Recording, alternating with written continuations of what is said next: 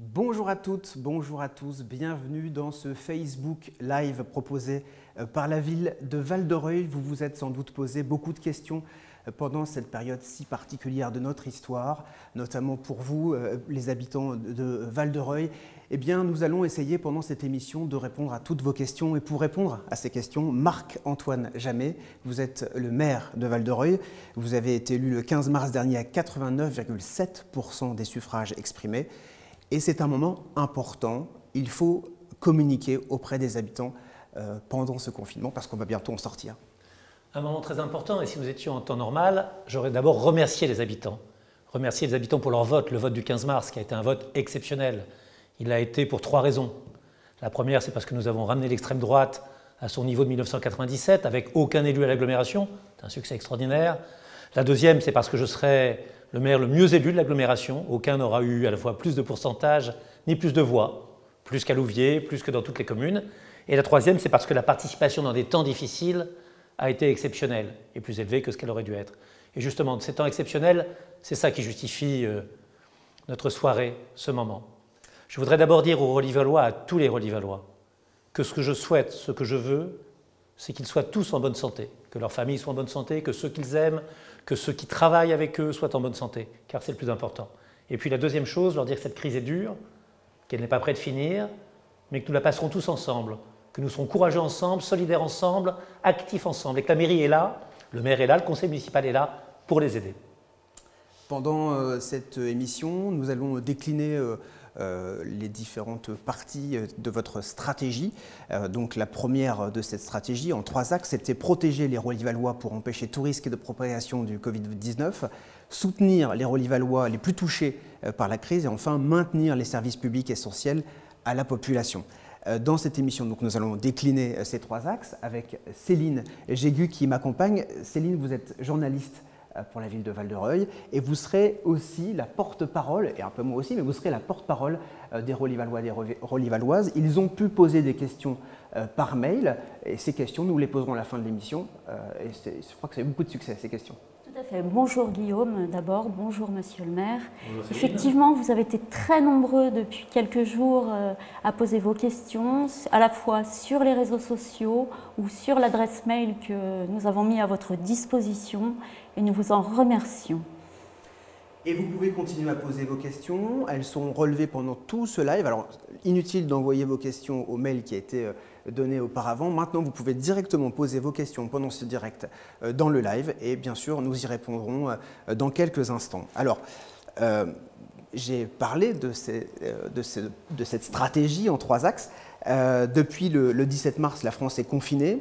Le premier axe de la stratégie de la ville, c'est protéger les Relivallois et empêcher tout risque de propagation du Covid-19. Quels sont les moyens que vous avez mis en œuvre depuis le 17 mars ? Je voudrais d'abord me féliciter que le confinement ait marché à Val-de-Reuil. Les gens sont restés chez eux. Je pense à une vidéo aérienne faite par un drone et Olivier Bonnet qui a montré Val-de-Reuil désert comme nous ne l'avions jamais vu. Donc comme dans toutes les villes, une immense majorité de gens a décidé de jouer le jeu du civisme, de la citoyenneté, de la responsabilité. Et c'est pour cela que ça a marché. Et puis une toute petite minorité, on la connaît, c'est la même absolument partout, des gens qui n'ont pas probablement la responsabilité ou la maturité nécessaire, se sont rassemblés, se sont retrouvés. Et là, très normalement, la police nationale et la police municipale ont fait leur travail. 250 contraventions, cela me semble normal, une quinzaine pour récidive, là également. Et puis je pense à M. Saline qui pensait que faire de la moto sur la roue arrière en plein milieu de la ville de Val-de-Reuil était le moment du confinement. Confiscation de 2 motos, convocation au tribunal de police et garde à vue. Je crois que nous avons été du point de vue de la sécurité fort. Mais c'est la citoyenneté qui a marché, c'est le civisme qui a marché, et ce sont les Relivallois qui ont fait la réalité du confinement et son succès.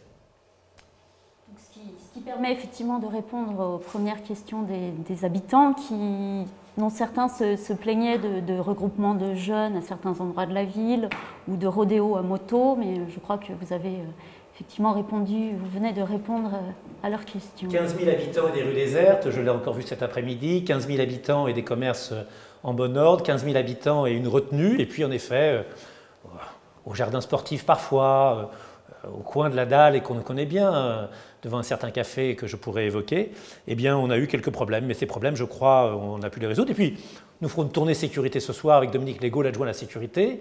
Nous rencontrerons à des heures indues la commissaire Madame Capogna, probablement également d'autres membres de la police. C'est ce que nous faisons depuis 15 jours, c'est-à-dire que nous sommes plus durs, il est normal, jusqu'au 11 mai, le confinement à Val-de-Reuil doit être parfait.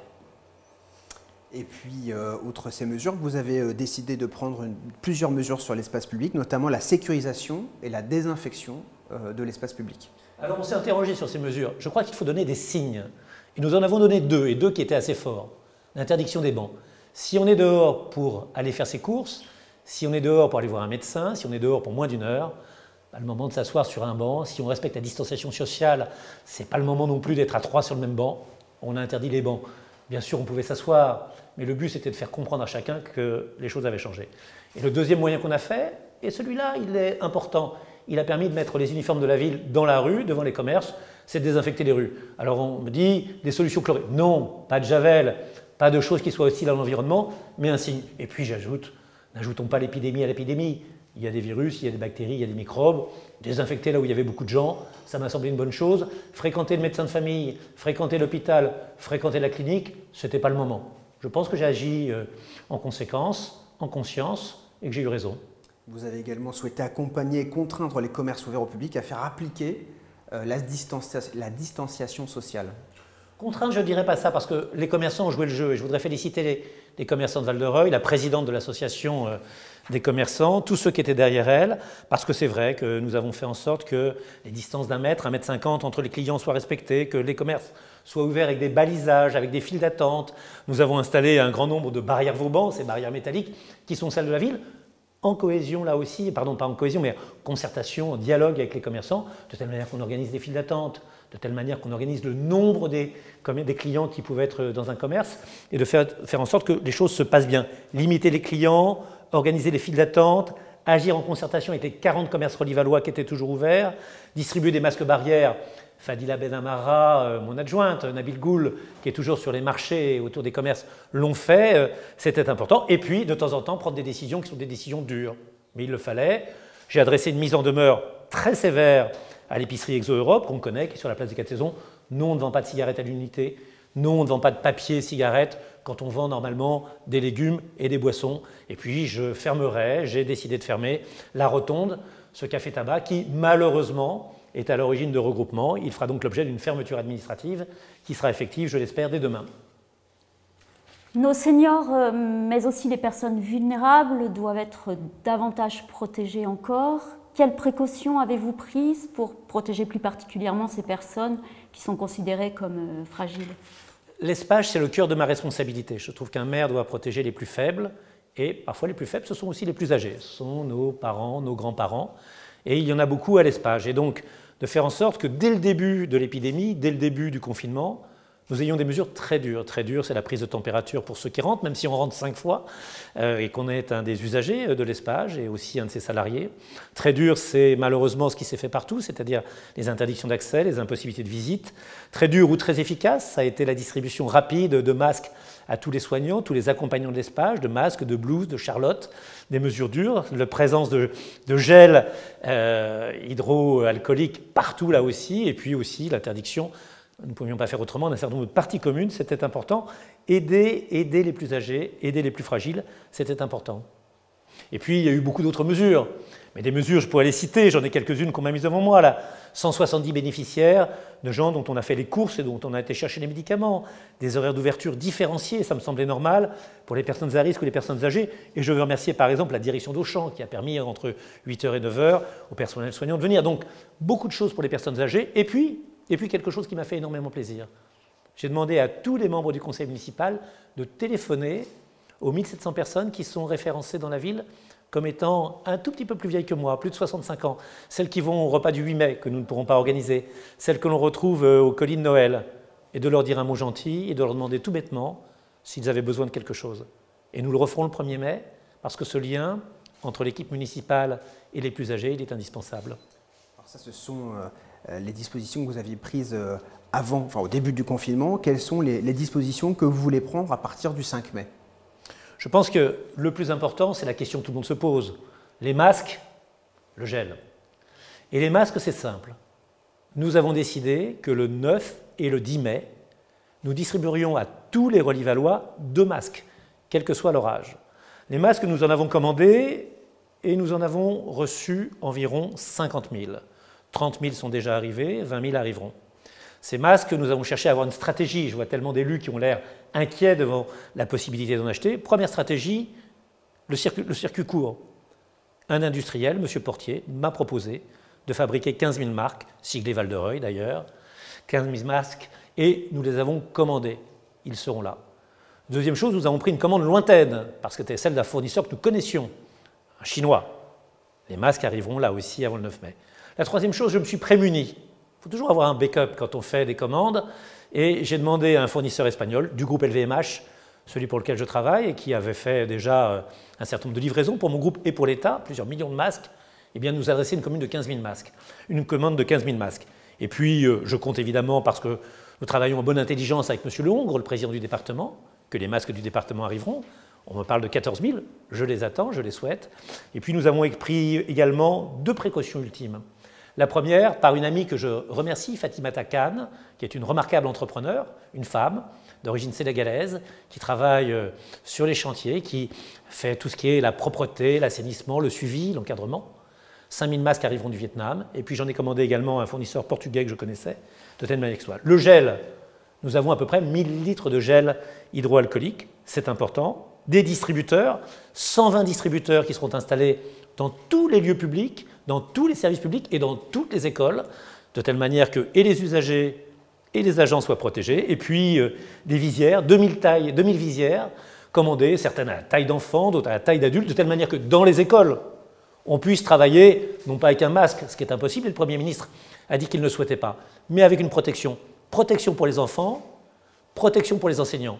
Des visières, du gel, des distributeurs de gel, des masques, et puis beaucoup de masques papier.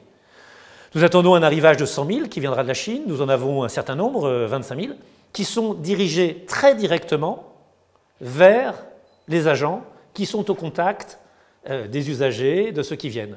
Donc, des masques papier plutôt pour les agents, des masques tissus gratuits, et 2 seront donnés, pas un quand on doit le laver. Imaginez que vous deviez sortir alors que votre masque est à la machine à laver, ce n'est pas une bonne chose.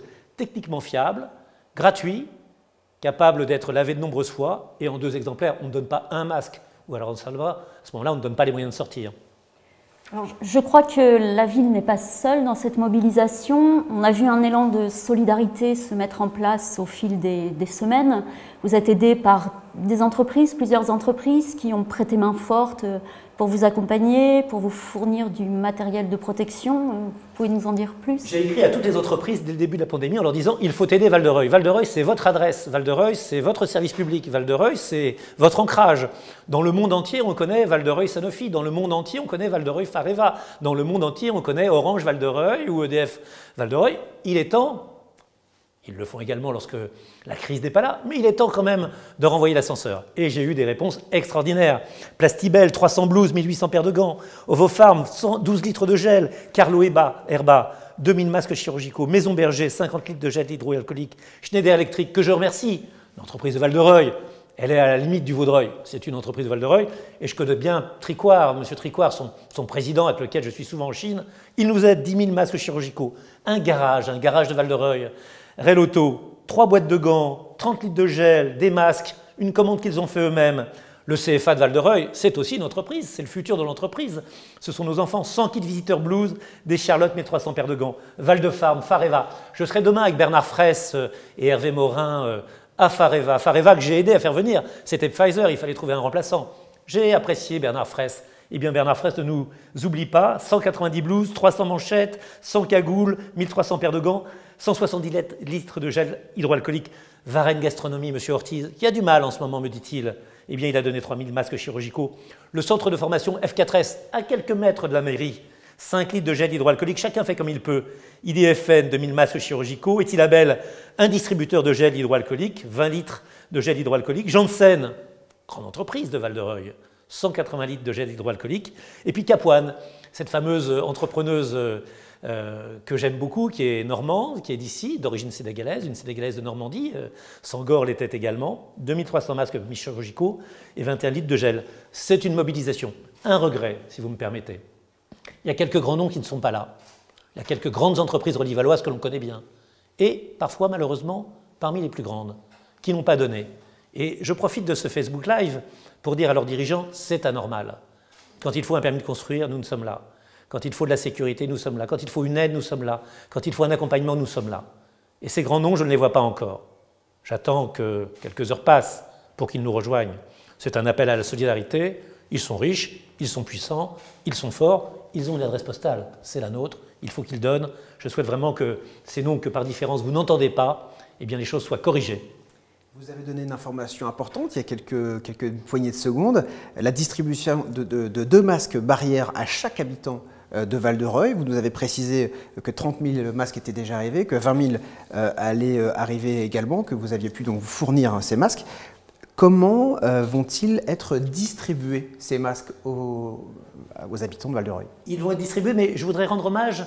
Alors j'ai dit Monsieur Portier, notre entrepreneur, le circuit court, la proximité qui fabrique des masques. Mais il y a aussi un nombre de gens qui se sont mis derrière Fadila Benamara et derrière tous ceux qui ont voulu, je pense à Inchi Altoutas, à beaucoup d'autres, Madame Balu, qui est la présidente du Conseil des sages. Je voudrais rendre hommage à toutes celles qui ont fabriqué des masques également. 50 000 masques gratuits livrés, mais aussi 500 masques déjà faits, livrés par l'autre 10, 20, 30, aux commerçants, aux personnes qui en avaient besoin, aux personnes âgées, aux personnes fragiles, à des associations, Épireuil, les Restos du Cœur, à des boulangeries. Et c'est une liste de femmes formidables. J'ai cité les entreprises de Val-de-Reuil, mais il faut citer les Relivalloises et les Relivallois. 300 masques stockés aujourd'hui, prêts à distribuer, 200 en cours de fabrication, 500 kits déjà remis aux couturières. Elles nous donneront également, au jour où nous les distribuerons, 1000 masques de plus. Allez, il y a Amina El-Mchachi, Arlette Le Fur, je connais bien son fils, Mohamed El-Mchachi, Aline Delaune, Aïcha Benessin, Céline Mouton, Sherifa Hadji, Sabine Focard, Catherine Bataille, Françoise Chaussier, Atis Poyaz, Esma Payam et sa mère, Zeynep Payam, Fatma Sevic, la maman de Béatrice Leguet, une conseillère municipale, Bezena Marc, c'est la Pologne qui nous rejoint, Tanja Gut, et là c'est l'Allemagne qui coud pour nous, Barbara Boyer, Stéphanie Richard, Isabelle Baleine, Magali Boudet, Colette Hainaut, Anne-Cécile Vincent, un autre membre du conseil municipal, une autre conseillère municipale, Aurélie Hélène, Nicole Collin, Christelle Dozou. Ces femmes sont remarquables. Elles font ça dans le bénévolat le plus total et elles aident les autres. Je suis vraiment très ému par ce qu'elles ont fait. La distribution, et la distribution au public. Tout le monde se demande. Une date, et une date importante, plus exactement 2 dates, parce qu'il y aura 2 types de distribution. Du mardi 5 au jeudi 7, nous allons, en leur apportant, les conseillers municipaux et les agents municipaux vont leur apporter 2 masques à chacun des 1700 Relivallois, qui est placé sur une liste un peu difficile, je dois y être moi-même, celle du plan canicule, celle des gens qui ont un peu dépassé 60 ans, à partir de 65 ans pour être précis. Les masques leur seront apportés à domicile. Ils recevront tous dans leur boîte aux lettres un courrier du maire prévoyant, prévenant, annonçant que les masques vont arriver. À domicile pour les plus de 65 ans et ceux qui font partie de ce plan canicule, tout cela vu par les services du Centre d'action sociale. Et donc, si certaines personnes de plus de 65 ans ne sont pas sur cette liste, nous les invitons à se faire connaître. Il y aura un numéro dédié au CCAS, mais je rappelle que, évidemment, au standard de la mairie, au 02 32 09 51 00, au 02 32 09 51 00, on peut se renseigner. C'est la première modalité pour les personnes les plus âgées. Et puis, il y a tous les autres. 15 000 Relivallois, moins 1700, il y en a encore 13 300 qui se demandent comment on va faire. Le lendemain du 8 mai, le samedi 9 mai et le dimanche 10 mai, dans toutes les cours d'école de Val-de-Reuil, qui sont également des bureaux de vote, là où vous allez voter, vous serez attendu, là où vous allez voter, là où votre carte d'électeur vous dit que vous allez voter. C'est là où on vous distribuera les masques. Comment faire? Vous venez seul, ne venez pas en famille.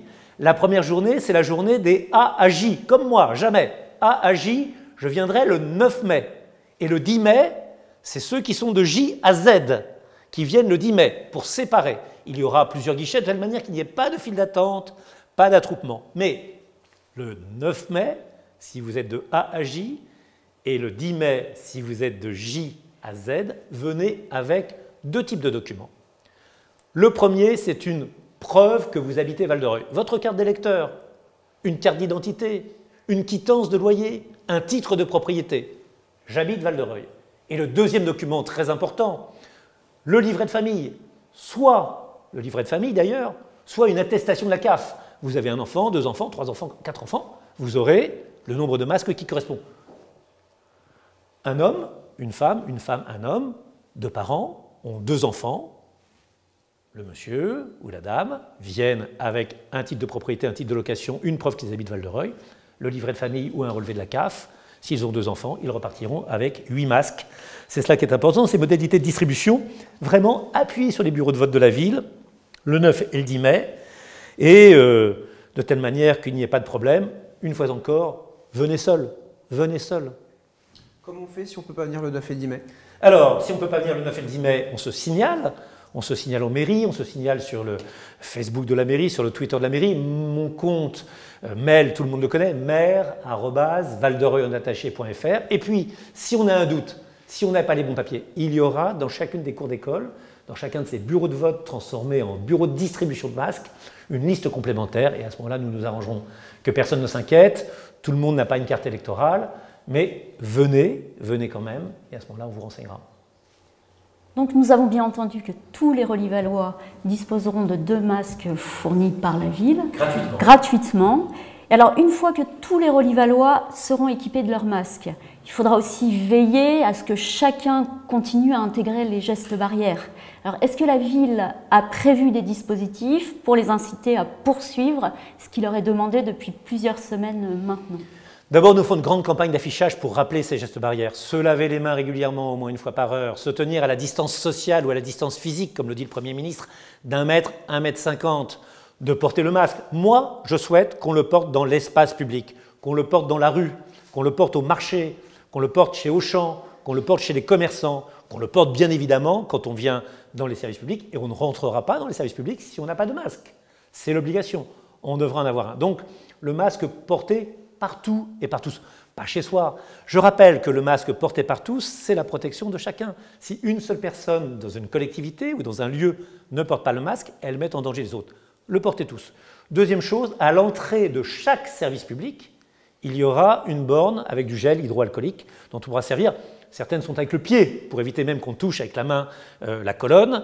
Et puis, il y aura grande campagne d'affichage, je l'ai dit, le marquage au sol que nous allons renouveler avec des plots qui seront très visibles. Je suis dans le plot suivant est à 1,50 m, il y a quelqu'un d'autre, le plot derrière est à 1,50 m, on pourra se voir. Et puis, des vitres de protection, ça me semble normal, beaucoup de commerçants à Val-de-Reuil en ont mis, il y en a également à l'état civil, il y en aura partout dans les services publics, de telle manière que tout le monde soit protégé, c'est important. Pardonnez-moi de revenir à nouveau sur le sujet des masques, mais que se passera-t-il pour les gens qui ne sont pas inscrits sur les listes électorales? Une fois encore, il y aura un bureau dans chacun. Vous habitez dans un quartier, vous allez recevoir un courrier. Et ça, un courrier, tout le monde le recevra dans sa boîte aux lettres. Si je ne suis pas inscrit sur les listes électorales, je viens avec quelque chose qui prouve que j'habite Val-de-Reuil. C'est-à-dire, ça peut être une quittance de loyer, ça peut être un titre de propriété, ça peut être une attestation d'hébergement. Et puis, j'amène mon livret de famille. Et là, je me renseignerai directement dans chacune des cours d'école. Il y aura un bureau de renseignement. Mais une fois encore, je conseille à ceux qui ont un doute d'utiliser les moyens de la mairie, téléphoner avant. Vous connaissez le numéro de la mairie, 02 32 09 51 00. Vous connaissez le Twitter, le mail de la mairie, mairie@valdereuil.fr. Voilà. Mais il y a peut-être d'autres solutions encore, Céline, à laquelle je ne pense pas et que j'aurais oublié. Alors faites-y penser si vous voyez qu'une qui serait plus importante que d'autres. Les Relis-Vallois peuvent également utiliser le biais de notre page Facebook Val-de-Reuil Info, où on nous pose des questions quotidiennement, et voilà, qu'ils n'hésitent pas non plus à utiliser ce vecteur. Mais je voudrais qu'il n'y ait ni peur, ni panique, ni stress, ni angoisse, ni anxiété. Nous avons tout prévu, du mieux que nous pouvons. Le but est de ne laisser personne, comme toujours à Val-de-Reuil, au bord du chemin. Les masques sont gratuits, ils ne sont pas payants, il y en a 2. Ils sont d'une qualité extrême, j'y ai veillé, il ne s'agit pas d'avoir n'importe quoi. Je vois des masques qu'on peut laver que 2 ou 3 fois, cela m'inquiète parfois, parce qu'on en aura besoin de davantage. Et puis, nous ferons en sorte que chacun en ait. Les 15 000 habitants de Val-de-Reuil seront pourvus d'un masque. J'aimerais ajouter une question au sujet des masques. Est-ce que je peux venir pour quelqu'un? Est-ce que je peux venir chercher un masque pour quelqu'un? Alors, il faudra avoir, comme toujours à Val-de-Reuil, on va traiter les choses en souplesse. non pas en improvisation, mais en souplesse. C'est-à-dire qu'il est clair que dans une ville où tout le monde se connaît, où chacun connaît, si vous venez, mais une fois encore, les personnes les plus âgées, celles qui sont au-delà de 65 ans, qui sont souvent celles qui ont du mal à se déplacer, seront servies autrement. Donc, si vous venez pour votre voisin qui, pour des raisons exceptionnelles, ne peut pas venir, qu'il fait une attestation sur l'honneur, qu'il vous donne une photocopie de ce titre de propriété, une photocopie, bien évidemment, nous vérifierons un petit peu. Il s'agit d'être sérieux, nous sommes dans une période de crise, il ne s'agit pas quand même que chacun en profite. Donc, nous serons très sérieux, mais en même temps très ouverts, que personne ne s'inquiète. C'est toujours la mairie de Val-de-Reuil que chacun connaît et que chacun aime. Il y a des règles, elles sont claires. Il y a l'autorité du maire qui les fait respecter, mais il y a aussi une humanité, une bienveillance qui fait qu'on traitera chaque sujet, notamment au CCAS et à travers le CCAS, avec beaucoup de bienveillance et là aussi d'adaptation. Il ne s'agit pas de créer des règles qui laisseraient des gens au bord du chemin. Ouais, j'imagine, Céline, que nous aurons d'autres questions au sujet des masques sans doute plus tard dans l'émission. Le 11 mai prochain, hormis les bars, les hôtels et les restaurants, tous les commerces pourront rouvrir leurs portes. Comment allez-vous les aider? On va les aider exactement comme nous l'avons fait, c'est-à-dire avec ceux qui étaient déjà ouverts. Première chose, organisation des files d'attente. Ça me paraît fondamental. Pas d'attroupement, pas de gens agglutinés les uns derrière les autres, respect des distances physiques et des distances sociales. Et comme nous les avons fait, d'ailleurs avec l'aide du jardin d'acclimatation que je salue, qui nous a donné, que je connais bien, qui nous a donné quelques barrières Vauban et d'autres barrières en plastique, nous mettrons des files d'attente organisées de telle manière que les choses ne se fassent pas naturellement. Naturellement c'est bien, mais naturellement c'est parfois dans un assez grand désordre. Il faut que ça fonctionne. Deuxième chose, nous mettrons un grand réseau d'affichage qui là permettra de rappeler ce qu'il faut faire. Et puis troisièmement, nous mettrons ces plots au sol qui permettront à chacun de se retrouver, de respecter les distances de sécurité. Et puis il y aura également des masques qui seront donnés aux commerçants. J'ai parlé d'un arrivage supérieur à deux masques par personne. Il y en aura pour les commerçants, bien évidemment. Mais ce que nous faisons avec les commerçants, et j'étais encore il y a peu, cet après-midi, avec Pascal Covin et son épouse, qui sont boulangers à Val-de-Reuil et qui ont fait des choses assez remarquables. On en parlera peut-être tout à l'heure.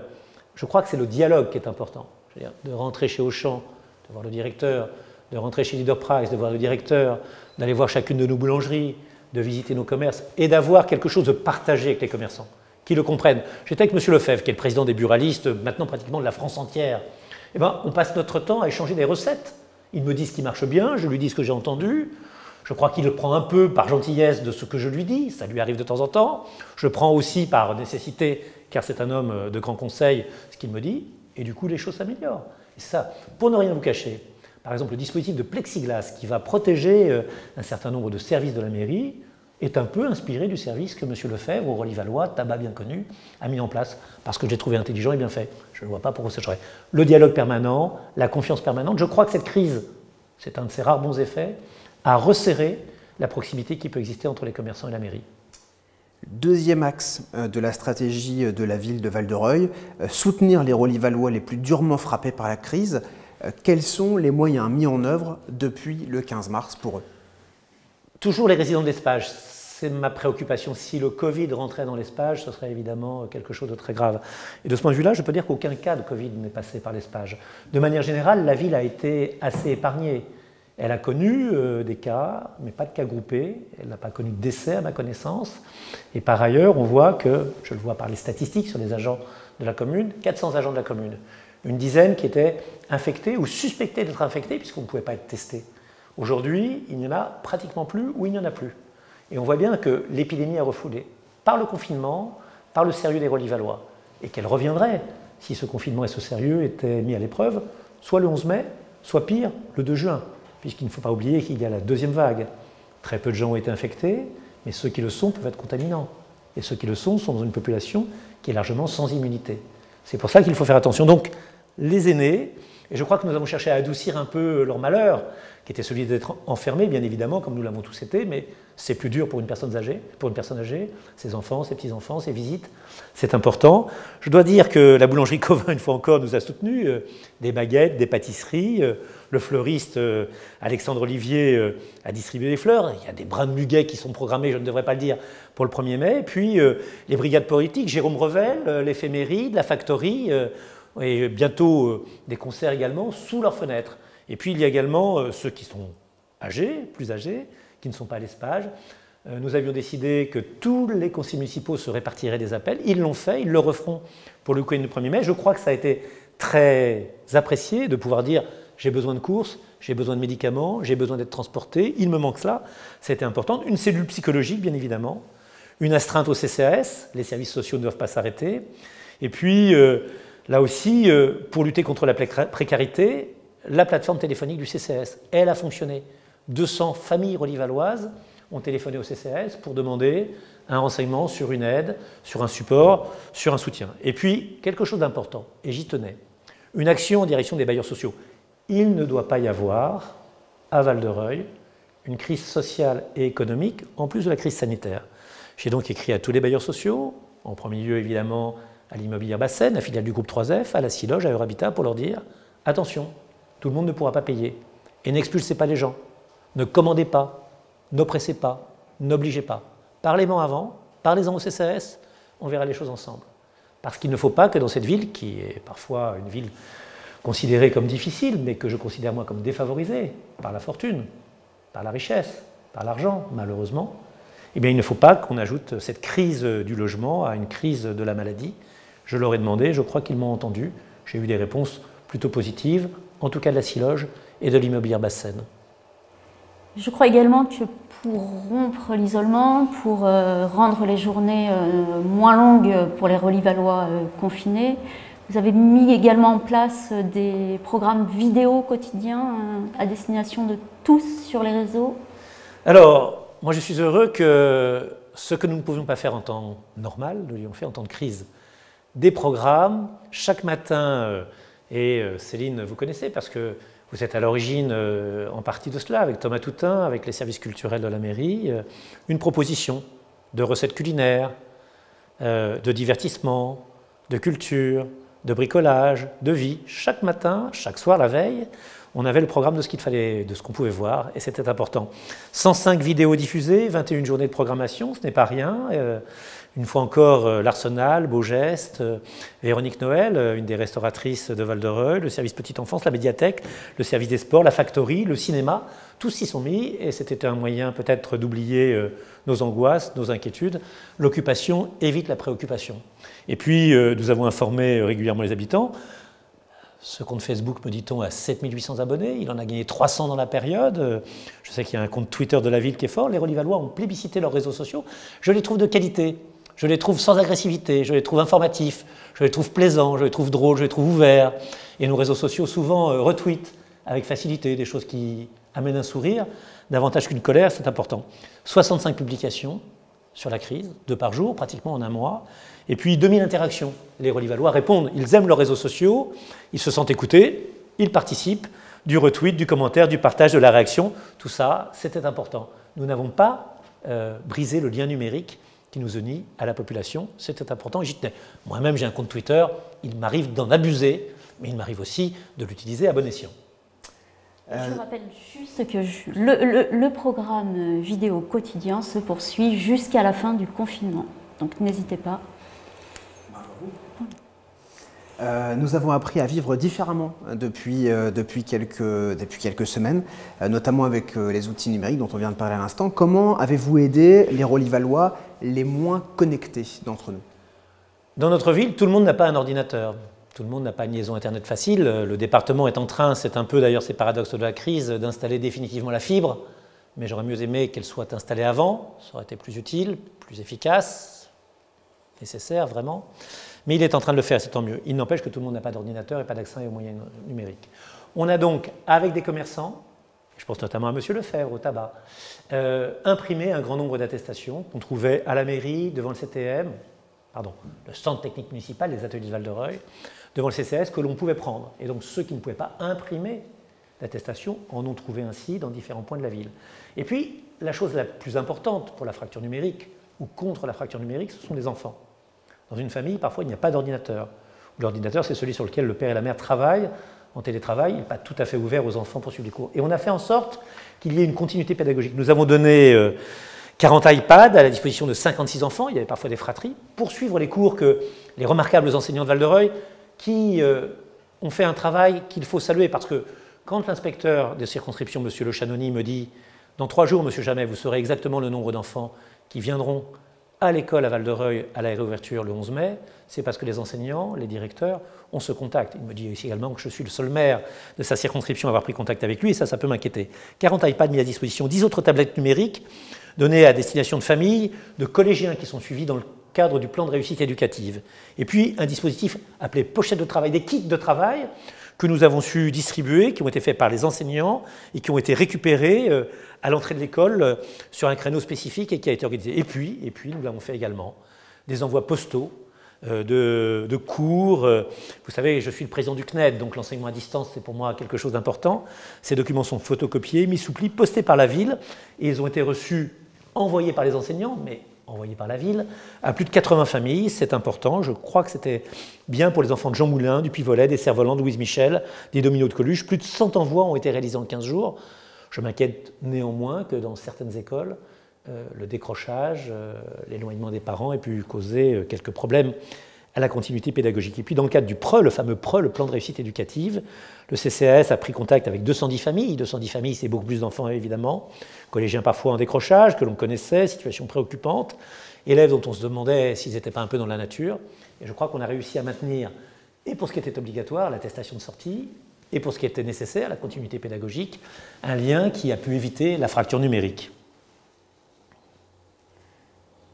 Nos commerçants vivent également des jours et des semaines difficiles. Ils ont payé un lourd tribut pendant cette période de confinement.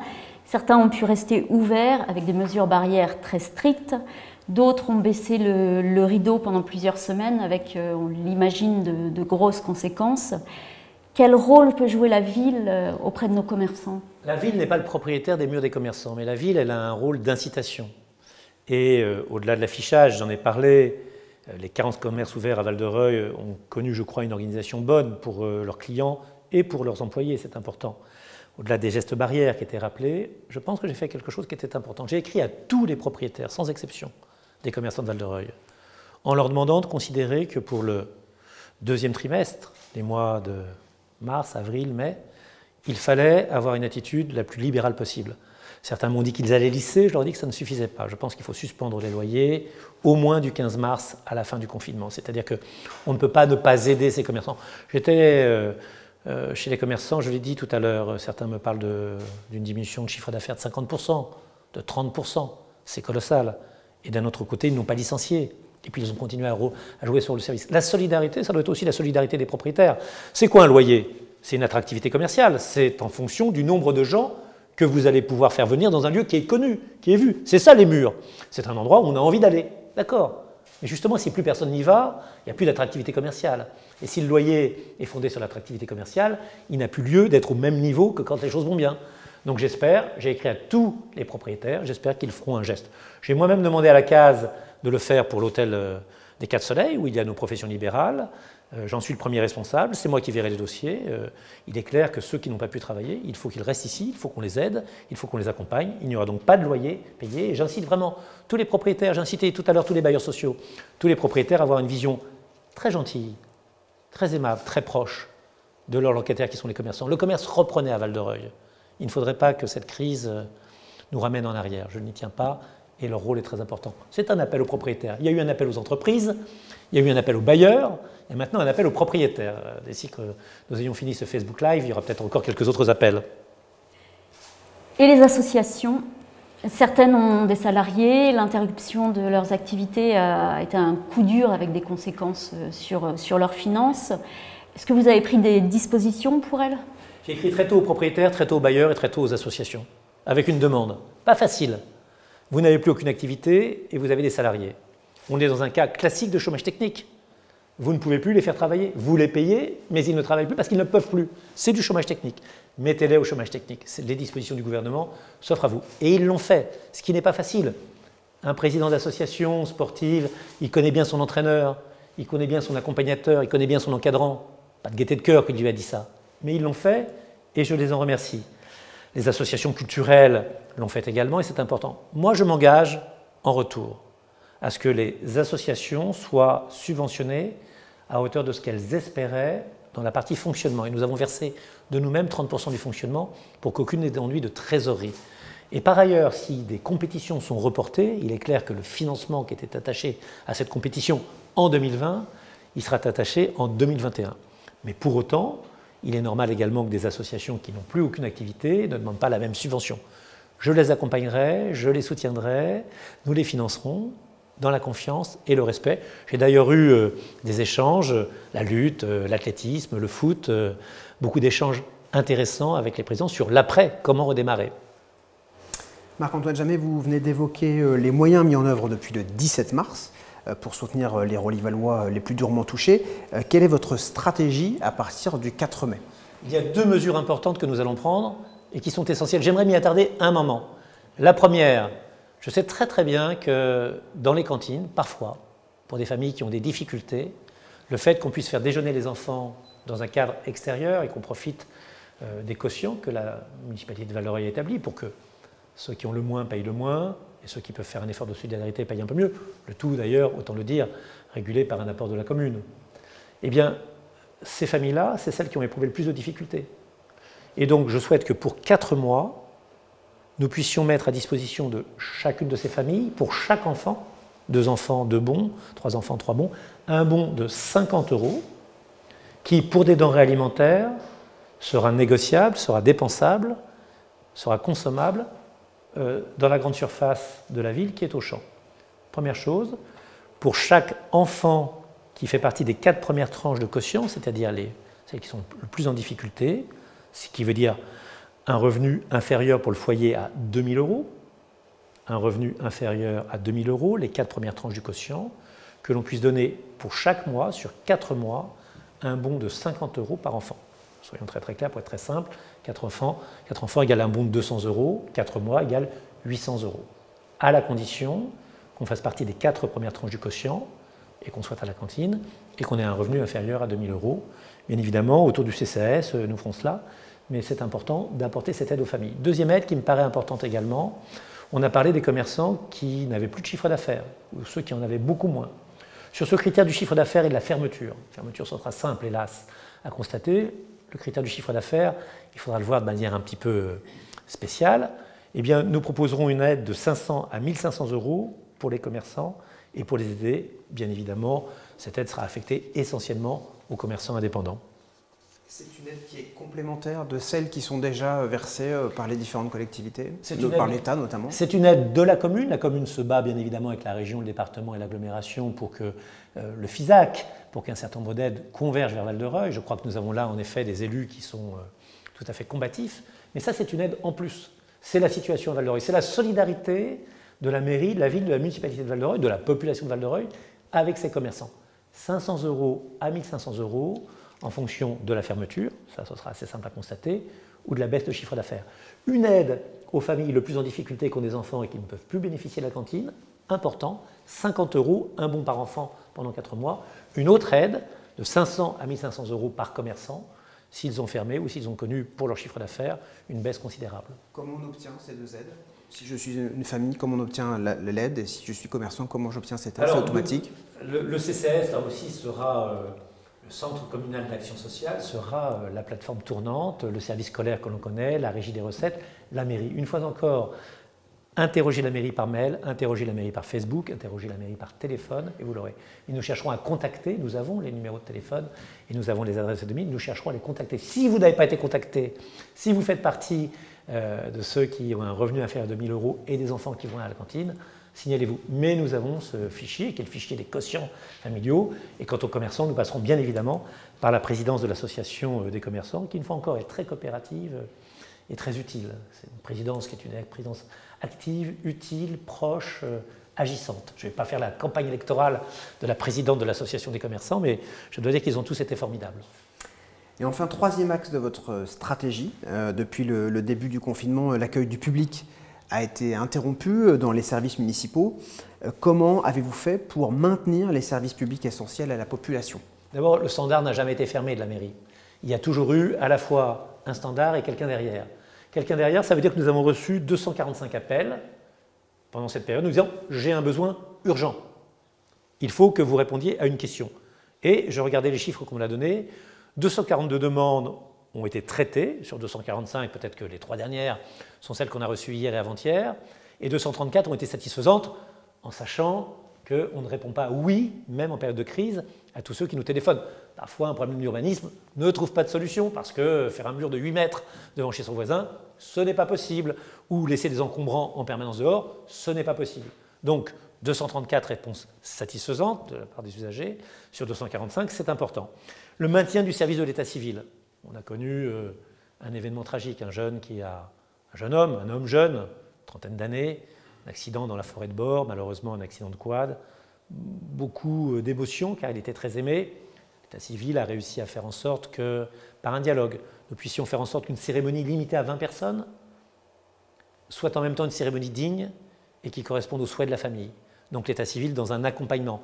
Et puis l'état civil aussi pour 30 demandes instruites par jour, ce n'est pas rien, puisque nous travaillons pour l'Héry, Pose, le Vaudreuil, d'innombrables communes, qui nous disent d'ailleurs tous les jours merci, 30 demandes par jour entendues. Et puis une dématérialisation complète, là aussi la crise fait parfois accomplir quelques progrès, des autorisations d'urbanisme, ce n'est pas rien, 20 certificats d'urbanisme, 10 permis de construire en cours d'instruction.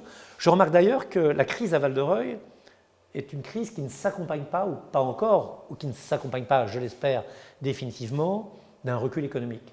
Ceux qui voulaient investir à Val-de-Reuil pour se loger, ceux qui voulaient investir à Val-de-Reuil pour travailler, eh bien, continuent de le faire, c'est important. Et puis, nous avons veillé à l'entretien et à la propreté de la ville. J'y ai tenu. Parfois, des habitants m'ont envoyé des photos des fleurs, de tulipes. Oui, c'est important. C'est-à-dire que les services espaces verts, et puis 3 entreprises qu'on connaît bien, IDVRD, Pinson, Valois, ont continué à travailler avec nous. Une équipe d'astreinte technique a fait en sorte qu'il n'y ait pas eu de canalisation qui sautait, de trous dans la rue. C'était une chose importante. Et puis, tout le monde s'est mis à réparer sa maison, à trier ses cartons dans son garage, à vider la chambre du petit qui est devenu grand, qui s'est marié, qui est allé ailleurs.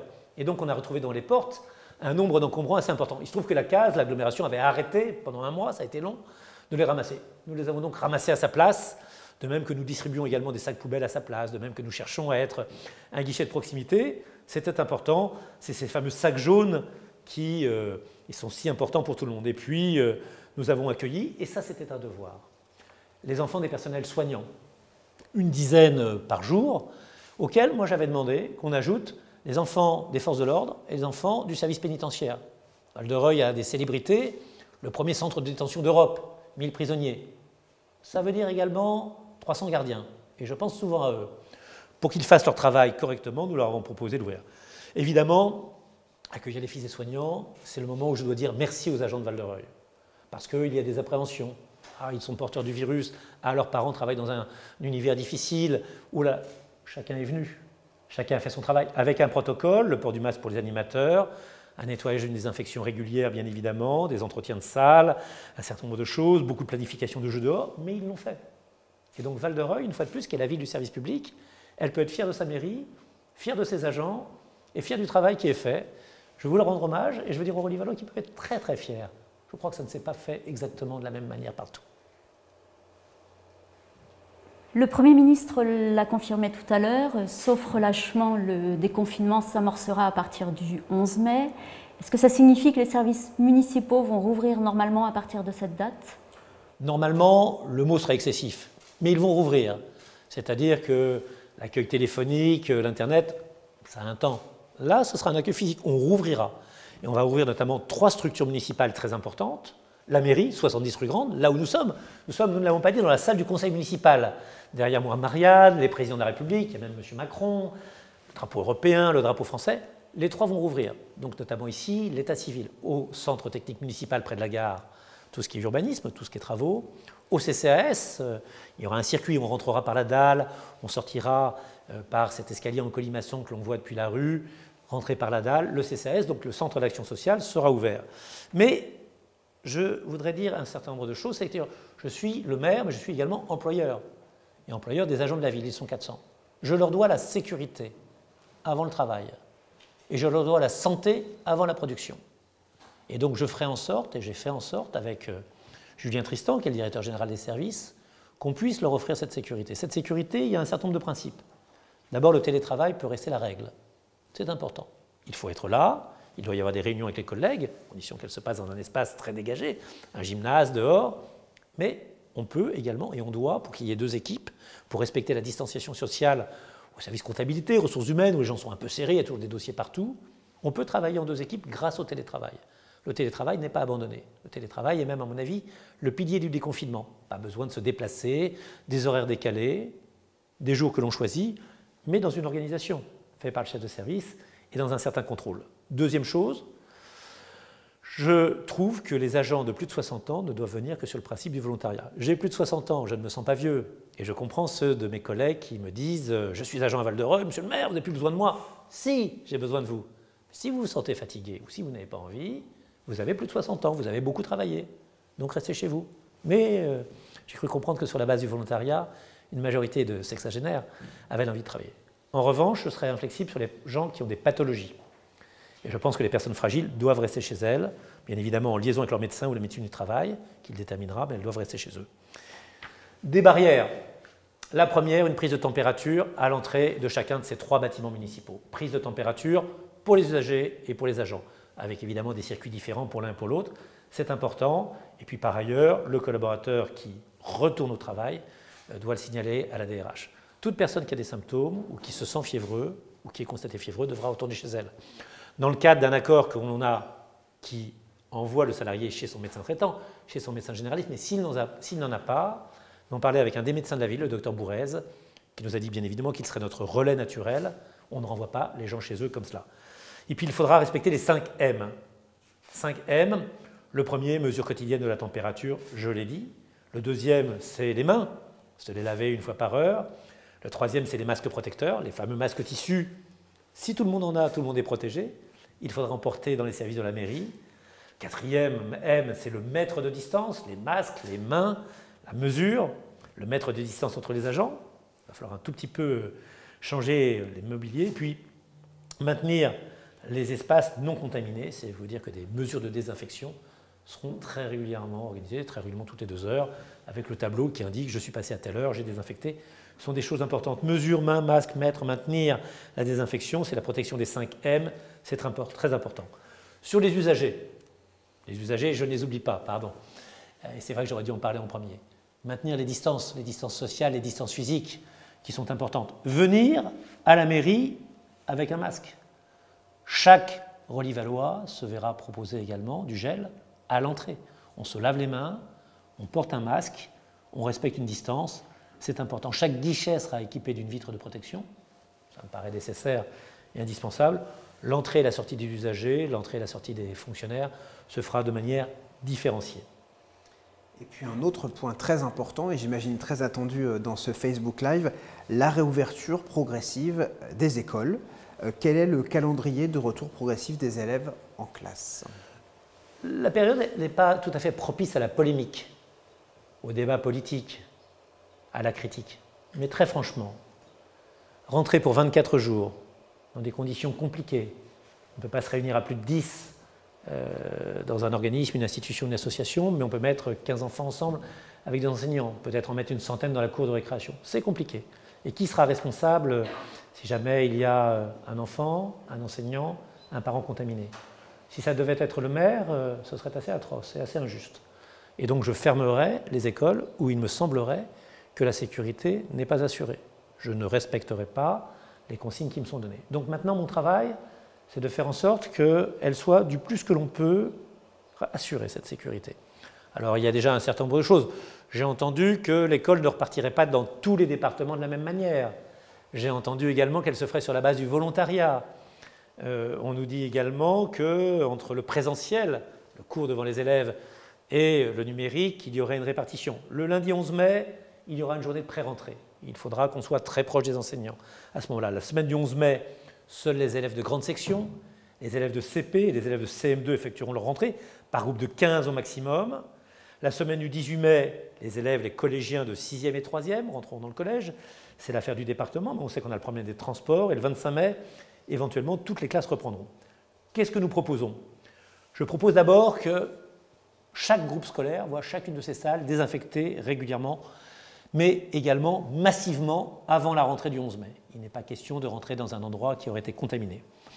J'imposerai, et nous imposerons avec l'inspecteur de l'éducation nationale, des groupes de 10 à 15 élèves au maximum, et nous travaillerons en contact avec les directeurs d'école, avec lesquels nous allons prendre en contact donc, le jeudi 30 avril, pour faire en sorte que nous sachions véritablement combien il y a d'élèves qui viendront, combien d'enfants sont là. À partir de ce recensement, on verra la capacité des enseignants à effectuer cours. Certains n'auront peut-être pas envie de le faire, d'autres auront peut-être un enfant à garder eux-mêmes. Il va falloir qu'on garde un certain nombre de gens. Il va falloir d'ici là également que l'on répartisse les meubles, que l'on fasse en sorte que ces gestes barrières, ces distances soient respectées dans chacune des classes. Et puis, il va falloir là aussi aider à l'enseignement à distance, l'envoi des polycopiés, comme on l'a fait. Enfin, il va falloir faire en sorte que nous puissions nous concerter avec les enseignants. Les enseignants, c'est les vigies, c'est les sentinelles, c'est eux qui seront au premier rang. Donc moi j'écouterai beaucoup les enseignants. Voilà ce que je vais leur proposer très exactement. D'abord, entre 7h30 et 8h30, nous proposerons un accueil qui sera réservé exclusivement aux enfants dont les deux parents ont un travail et doivent effectuer ce travail. Il faudra qu'on ait la preuve des agents municipaux entre 7h30 et 8h30 accompagnant les enfants. À 8h30, je ne souhaite pas qu'il y ait des attroupements devant les écoles. Nous allons donc neutraliser tous les parkings qui sont dans les écoles de telle manière que l'on puisse faire en sorte que, orienté par un agent de sécurité, par un responsable qui sera le patron du centre de loisirs attaché à l'école, par le papy-trafic ou la mamie-trafic que vous connaissez bien, et peut-être par d'autres aides, on puisse répartir les parents et faire en sorte qu'il y ait davantage de déposes minutes par voiture et pas de gens agglutinés au site. Ce sera très clair, ce sera très simple. Et puis, on fera en sorte que de prendre la température de chacun des enfants, qui sera soumis à un relevé de température. Je pense que c'est la seule barrière qui soit véritablement efficace. Une visière de protection lui sera remise à l'arrivée. Il la rendra le soir, elle sera désinfectée. Donc, pas d'attroupement, une prise de température et un masque visière donné à chaque enfant, de telle manière qu'il puisse suivre des cours en protégeant son enseignant et en étant protégé lui-même. Le temps passé en classe, même à 15, un enseignant ne peut pas s'en sortir. Quand un enfant veut aller au sanitaire, on a été père et mère, quand un enfant veut faire pipi, l'enseignant ne va pas quitter sa classe en laissant les 14 autres en espérant que les gestes barrières vont être sauvegardés. Ça ne marchera pas. Il y aura donc dans la classe des agents du service jeunesse, du service éducation, peut-être de la médiathèque, peut-être du service des sports, qui viendront aider l'enseignant dans la journée. Le temps du repas et le temps de la récréation. Le temps de la restauration, dire qu'on va rouvrir les cantines, c'est une plaisanterie. Et c'est pour ça que je trouve parfois que cette réforme a été très improvisée et que je m'inquiète que le ministre l'ait popularisée aussi rapidement sans en définir les détails, car le diable est dans les détails. La restauration se fera sur place, dans l'école, dans la classe. Pas de cantine. Exceptionnellement, et sur la responsabilité à la fois du directeur de l'école et du responsable de sécurité, qui sera encore une fois le directeur du centre de loisirs associé à l'école, on pourra manger dans la cour. Mais sans ça, nous sommes entendus avec Eurest, notre cuisine centrale, pour qu'on livre ce qu'on appelle les lunchbox. Autrefois, on appelait ça une gamelle, une galouse, pour ceux qui étaient à l'usine et qui embauchaient tôt. Dedans, il y aura pommes-potes, de l'eau, un fromage, une entrée, froid, c'est des temps difficiles. Et on mangera sur place, sur sa table. Et là aussi, on sera surveillé par des éléments, des agents de la mairie. Le temps de la récréation, on va faire en sorte que les classes ne se croisent pas d'abord en sortant. On va faire tout un travail de sens interdit, de sens obligatoire. Et là aussi, on va beaucoup participer à l'encadrement des enfants. Et puis, il y aura également un temps après la classe. C'est le même que celui qui a été prévu pour le matin, quand les parents prouveront tous les deux qu'ils travaillent. Les parents des enfants dans la nature à 15h20, il faudra bien les garder. Et on aura raison de les garder. Et donc nous ferons ça également avec des moyens qui sont des moyens de la mairie qui viendront s'ajouter aux moyens d'éducation nationale. L'entretien des classes, des sanitaires et des parties communes, j'ai demandé que toutes les 2 heures, l'ensemble de ces pièces, de ces espaces soient nettoyés, ainsi que l'ensemble des pièces qui recevront du public, qui doivent l'être à intervalles réguliers. Voilà ce que nous allons faire. Je voudrais simplement vous signaler que c'est un effort immense de la mairie. Des agents de la mairie avant 8h30, des agents de mairie à l'entrée, des agents de mairie dans les classes, des agents de mairie à la récréation, des agents de mairie à la cantine qui ne sera pas une cantine, des agents de mairie après la classe, des agents de mairie désinfectants. Cela va coûter une fortune. Mais je veux dire à tous les Relivallois que je dois être le garant de la santé de leurs enfants, même si cela ne m'appartient pas et qu'il me semble que le ministre de l'Éducation nationale le devrait. Je voudrais dire à tous les enseignants que je comprends leur inquiétude, leur anxiété, leurs préoccupations. Moi aussi, il peut m'arriver de faire de mauvais rêves la nuit sur cette épidémie. Et je voudrais dire à tous les parents, à tous les enfants et à tous les enseignants que si nous travaillons ensemble avec les agents de Val-de-Reuil, les choses se passeront bien. Mais une fois encore, si j'avais le moindre doute, je fermerais immédiatement l'école et je ne rouvrirai pas. Il faut être vraiment sérieux.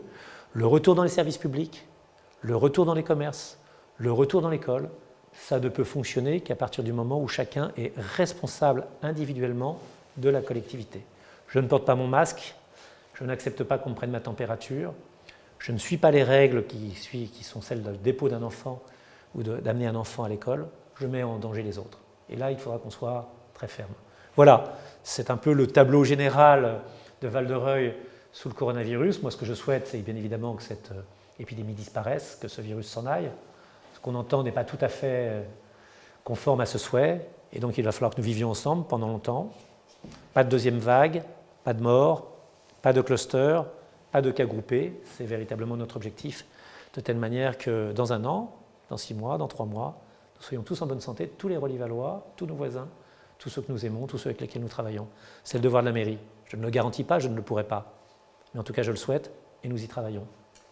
Merci Marc-Antoine Jammet. Alors nous avons reçu plusieurs questions avant cette émission et nous en avons reçu de nombreuses pendant cette émission. Je laisse la main à Céline pour poser les premières. Alors effectivement, nous allons essayer de répondre à un maximum des questions, mais devant le flux de toutes les questions reçues. Je ne voudrais pas qu'on soit obligé d'organiser un deuxième Facebook Live. Ne soyez pas contrariés si toutes les questions ne sont pas prises, mais nous nous engageons à y répondre après cette émission si jamais nous ne parvenons pas à répondre à toutes ces questions. Première question qui concerne les tests. Une habitante de Val-de-Reuil se demande si les habitants seront testés. Alors, est-ce que les habitants sont testés? Les tests appartiennent au gouvernement. C'est le gouvernement qui a fixé les conditions dans lesquelles les tests seraient utilisés. C'est lui qui les importe d'abord. On n'a pas le droit d'importer des tests si ce n'est pas dans une mesure gouvernementale. Le Premier ministre a dit 700 000 tests par semaine, ce qui fait beaucoup et peu à la fois. Il est clair que le gouvernement veut garder les tests pour des personnes qui ont des symptômes, leurs familles, pour un certain nombre de personnes à risque. Et donc, moi, je ne peux pas garantir que chacun sera testé. Le test se fera sur une ordonnance médicale dans un certain nombre de cas. Donc, il est clair que les campagnes de tests vont progresser. On est passé de 35 000, 50 000, 100 000 à 700 000, mais ce n'est pas de l'ordre des mairies de pouvoir faciliter les tests. Une ordonnance médicale, une mesure gouvernementale, une raison de faire des tests. Je souhaite, quant à moi, et j'aurais souhaité, que les mesures de tests soient générales, que comme la Corée du Sud, qui a su contenir l'épidémie, le test et l'isolation, que seul le test permet de connaître. L'isolation parce que je suis contaminant, et pourquoi je suis contaminant? Parce qu'un test l'a prouvé. Mais ce n'est pas, apparemment, pour des raisons qui sont peut-être des raisons matérielles. J'espère en tout cas qu'elles ne sont pas des raisons morales, parce qu'elles me sembleraient bizarres. Ce n'est pas la voie que le gouvernement a choisie.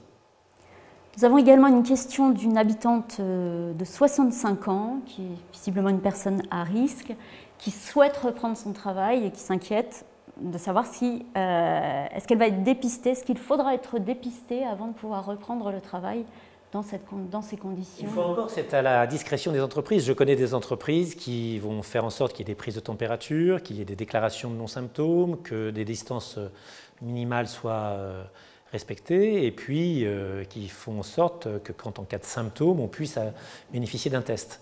C'est à la discrétion de son employeur, malheureusement, et je le dis à chaque fois, de l'ordonnance médicale, médecine du travail ou médecine de ville, qui lui permettra d'accéder à un laboratoire et à un test.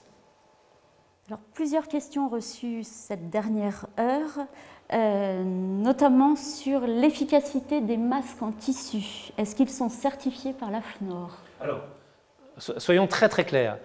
Nous avons choisi les meilleurs masques en tissu qui puissent exister, à la fois par la DGA, la Direction Générale de l'Armement, la Délégation Générale à l'Armement, par la DGE, la Direction des Grandes Entreprises, et par la FNOR. Les masques que nous proposons, et un mode d'emploi sera donné dans chaque masque sera sous un blister individuel, indiquera le nombre de lavages. Donc les meilleurs, en règle générale, c'est ceux que nous avons pris. Ils sont à la fois certifiés et ils sont de très grande qualité. Voilà. Maintenant, à côté, et je voudrais saluer leur travail, il y a ces couturières qui ont fait des masques, qui sont évidemment moins, efficaces peut-être. Donc, utilisez ces masques de couturière dans un environnement où vous vous dites que vous êtes plus sûr de vous. Et quand vous sortez, quand vous allez dans un endroit où il y a du monde, prenez ces masques qui sont les masques que la mairie va donner. Mais je voudrais revenir sur le masque tissu. Céline, vous m'en donnez l'occasion. Une personne qui porte un masque tissu, elle n'est pas obligatoirement protégée. On dit qu'entre 50 et 75% du danger est annihilé. Une personne qui porte un masque tissu avec une autre personne qui en porte également devant elle, les protections sont croisées, les deux barrières s'additionnent. Et donc là, on arrive à un taux de 90-95%, ce qui est quand même très appréciable. Après une distance, après quelques précautions, et les choses vont. Donc l'important dans le masque tissu, et ce que tout le monde doit comprendre, c'est qu'il faut les porter dans l'espace public, il faut les porter dans des pièces confinées, il faut les porter quand on travaille. Si chacun les porte, la protection croisée est parfaite. Si un seul d'entre nous ne le porte pas au moment où nous travaillons, où nous sommes ensemble, eh bien là, c'est non pas la catastrophe, n'exagérons rien, parce que espérons que le virus va reculer, espérons que l'épidémie n'est pas là, mais c'est un vrai problème. Le masque tissu, fabuleux si tout le monde le porte, fabuleux, dans la file d'attente d'un commerçant, au travail, au service public, sur l'espace public, dans un moyen de transport, c'est la protection totale. Donc, deux choses à dire à cette dame.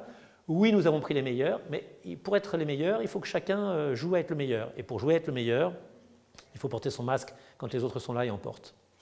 Donc portez tous vos masques. Ah, portez vos masques, ça me paraît tout à fait essentiel. Est-ce qu'un portage des masques, est-ce que les masques seront acheminés au domicile des personnes handicapées également? Alors, des personnes fragiles, le plan canicule les recense, et les personnes âgées, donc nous les porterons. Mais une fois encore, la mairie de Val-de-Reuil, sa capacité, depuis 20 ans je le mesure, c'est une capacité à s'adapter, c'est une capacité à l'humanité, c'est une capacité à la proximité. Donc, une fois encore, téléphonez, écrivez, mailez, dites votre problème ou votre difficulté, elle est entendable, elle est compréhensible, la solidarité doit jouer. Deux règles normalement, les 1700 qui sont dans le plan canicule verront les masques arriver chez eux, les deux masques, et les autres, ce qui fait encore 13 000 habitants, viendront les chercher dans les cours des écoles en fonction du bureau de vote dans lequel ils ont l'habitude de se rendre. Tout le monde recevra un courrier dans sa boîte aux lettres. Dans le courrier, des numéros de téléphone seront donnés, des indications seront données, et au verso du courrier sera indiqué le plan de la ville avec le bureau de vote dont dépend la rue où vous habitez. Donc on ne peut pas faire plus facile. On tourne la lettre, on regarde la rue où on habite, et il y a écrit le bureau de vote dans lequel on a l'habitude d'aller, qui sera le lieu de distribution, non pas à l'intérieur du bâtiment, mais dans la cour où vous le recevrez. Donc véritablement, les choses sont simples. Il y aura des numéros de téléphone, et je rappelle que véritablement, tous les réseaux sociaux de la mairie sont à la disposition, mais totale, des Relais-Valois. On ne les fait que pour être un lien et pour être une information. Inès Ossény qui s'inquiète de savoir si des masques de la mairie seront fournis aux élèves s'ils doivent retourner au lycée. Alors, je fournirai des masques à tous les Relais-Valois. Donc les Relais-Valois, je l'ai dit tout à l'heure, j'ai entendu là aussi le Premier ministre qui a dit pas de masques dans les crèches en dessous de 3 ans, en dessous de 2 ans. Ça se comprend plus tôt, mais on a essayé de faire quelques masques plus petits pour enfants. Pas de masques dans les écoles élémentaires, simplement pour les enseignants, plutôt pour les collégiens et plutôt pour les lycéens. Les lycéens Relais-Valois, qui seront sur le livret de famille de leurs parents, recevront effectivement des masques. Maintenant, comme vous le savez, le lycée de Val-de-Reuil et le lycée d'un certain nombre de communes, je veux souhaiter que les maires de ces communes aient pris les mêmes dispositions que les miennes. Je vais dire quelque chose qui est très dangereux et qui est très ennuyeux et qui est très embêtant. Si jamais le proviseur du lycée faisait état d'un jeune qui va dans le lycée et qui ne bénéficiait pas d'un masque, je veux dire, le maire de Val-de-Reuil, la mairie de Val-de-Reuil, la ville de Val-de-Reuil, plutôt une ville solidaire, ouverte, tournée vers les autres. Et le nombre de fois où nous avons fait marcher des intercommunalités que j'appelle de proximité, de solidarité, de facilité, est assez grand. Eh bien, je pense qu'elle jouerait aussi, donc que personne ne s'inquiète. Il y a une règle. Les masques sont pour les Relais-Valois. C'est avec leurs impôts qu'ils ont été payés, hein, quand on dit gratuit. N'oublions pas que l'argent de la mairie n'est pas un argent qui tombe du ciel, c'est un argent qui vient de l'État et qui vient des Relais-Valois par leurs impôts. Donc il s'adresse à eux. Maintenant, s'il faut faire preuve d'une solidarité de proximité, on le fera. Une question que j'ai déjà plus ou moins posée tout à l'heure. Quelqu'un qui s'appelait Virginie Armand, qui est asthmatique et qui est donc vulnérable au coronavirus et qui qui sort très très peu et qui se demande si elle peut envoyer quelqu'un pour aller chercher le masque pour elle, parce qu'elle n'ose pas sortir. D'autant plus qu'on a votre nom maintenant, ça va nous faciliter les choses. Si on avait votre adresse, ça sera encore plus facile, mais écrivez-la nous, mandatez quelqu'un, donnez-lui les papiers dont vous avez besoin, c'est-à-dire ce papier, c'est une attestation de domiciliation à Val-de-Reuil, sous le fait d'un titre de proximité, d'une quittance de loyer, d'un assujettissement à la taxe d'habitation, et puis donner en même temps le nombre de gens qui habitent sous votre toit. La preuve là, c'est le nombre de gens qui sont présents sur un relevé de la CAF ou sur un livret de famille, et nous ferons en sorte de le faire. La règle, je le répète, il y en a deux, 1700 du plan canicule, vous êtes âgé, vous êtes fragile, on vous les apporte chez vous. Les 13 000 autres, normalement, vous devez venir. Mais pas les 13 000, puisque un seul représentant par famille doit venir. 13 000, prenons une famille, à peu près, on va dire qu'il y a 3 personnes pour un foyer. 13 000 divisé par 3, ça fait 4 000 et quelques. Ça fait même 4 300. 4 300 personnes doivent venir. Sur 2 jours, ça fait 2 150. Sur 2 jours, dans 6 bureaux de vote, 2 150, voilà. Donc je pense que chacun doit comprendre que nous allons être souples, nous allons faire un maillage serré, on va être proche des gens, les choses, voilà. Que personne ne s'inquiète, il y aura des masques pour tout le monde. Alors en ce qui me concerne, une dernière question sur le volet santé-sécurité qui relatif aux bons alimentaires. Si les enfants ne déjeunent pas à la cantine habituellement, est-ce que les familles auront-elles accès à une aide ou à un soutien? L'aide, nous l'avons dit, il s'applique aux familles qui touchent moins de 2 000 €. Donc si les enfants ne mangent pas à la cantine et si les familles touchent moins de 2 000 €, nous essaierons de les aider bien évidemment. Donc, par l'intermédiaire du CCAS. Le CCAS, c'est la porte d'entrée. Il va y avoir 3 portes d'entrée qui vont rouvrir. Il y a une porte d'entrée administrative, c'est celle de l'état civil, c'est celle de la mairie. Il y a une porte d'entrée qui est une porte d'entrée foncière, immobilière, urbanistique. C'est le CTM, les travaux, les permis de construire. Et il y a une porte d'entrée qui est une porte d'entrée sociale, le logement, la famille, la retraite, la vieillesse, la santé, la maladie. C'est le CCAS. Ces portes rouvrent. Donc, allez, il y aura un accueil. Vous y trouverez peut-être un hygiaphone en plexiglas, vous trouverez peut-être une dame ou un monsieur avec une visière, mais il vous répondra. Une visière n'a jamais empêché personne de répondre. Les services publics relivallois sont ouverts. Une question sur les masques, et puis je ne sais pas si vous en avez encore, Céline. Une personne s'inquiète, c'est Romain Petit qui s'inquiète de savoir si 2 masques par personne, ça veut aussi dire 2 masques par enfant. 2 masques par personne, ça veut dire 2 masques par enfant. 2 masques seront donnés à chaque relivallois de l'âge de 0 ans, je pense qu'il ne l'utilisera pas tous les jours, jusqu'à l'âge de 100 ans, où là ça me paraît en revanche totalement recommandé. Donc nous distribuerons masques. Le travail de la mairie, c'était de choisir des masques de qualité. C'était d'organiser un réseau de distribution et c'est de faire en sorte que ça parvienne à tous les relivallois. C'est notre travail, nous l'avons fait. Il y a des dates, le 9 et le 10 mai, pour un déconfinement le 11 mai. Pourquoi pas avant? Le déconfinement, il dure jusqu'au 11 mai. Et il dure véritablement. Il n'y a pas dit déconfinement sauf 6 masques. Et donc, peut-être par inquiétude, peut-être par prudence, on a considéré que ce n'était pas plus mal de continuer à être dans cette situation où vous ne sortez que pour des produits de nécessité, à moins d'1 kilomètre de votre domicile et pendant 1 heure pour faire du sport ou vous délasser ou pour vous rendre sur des causes tout à fait importantes chez un médecin, chez un parent.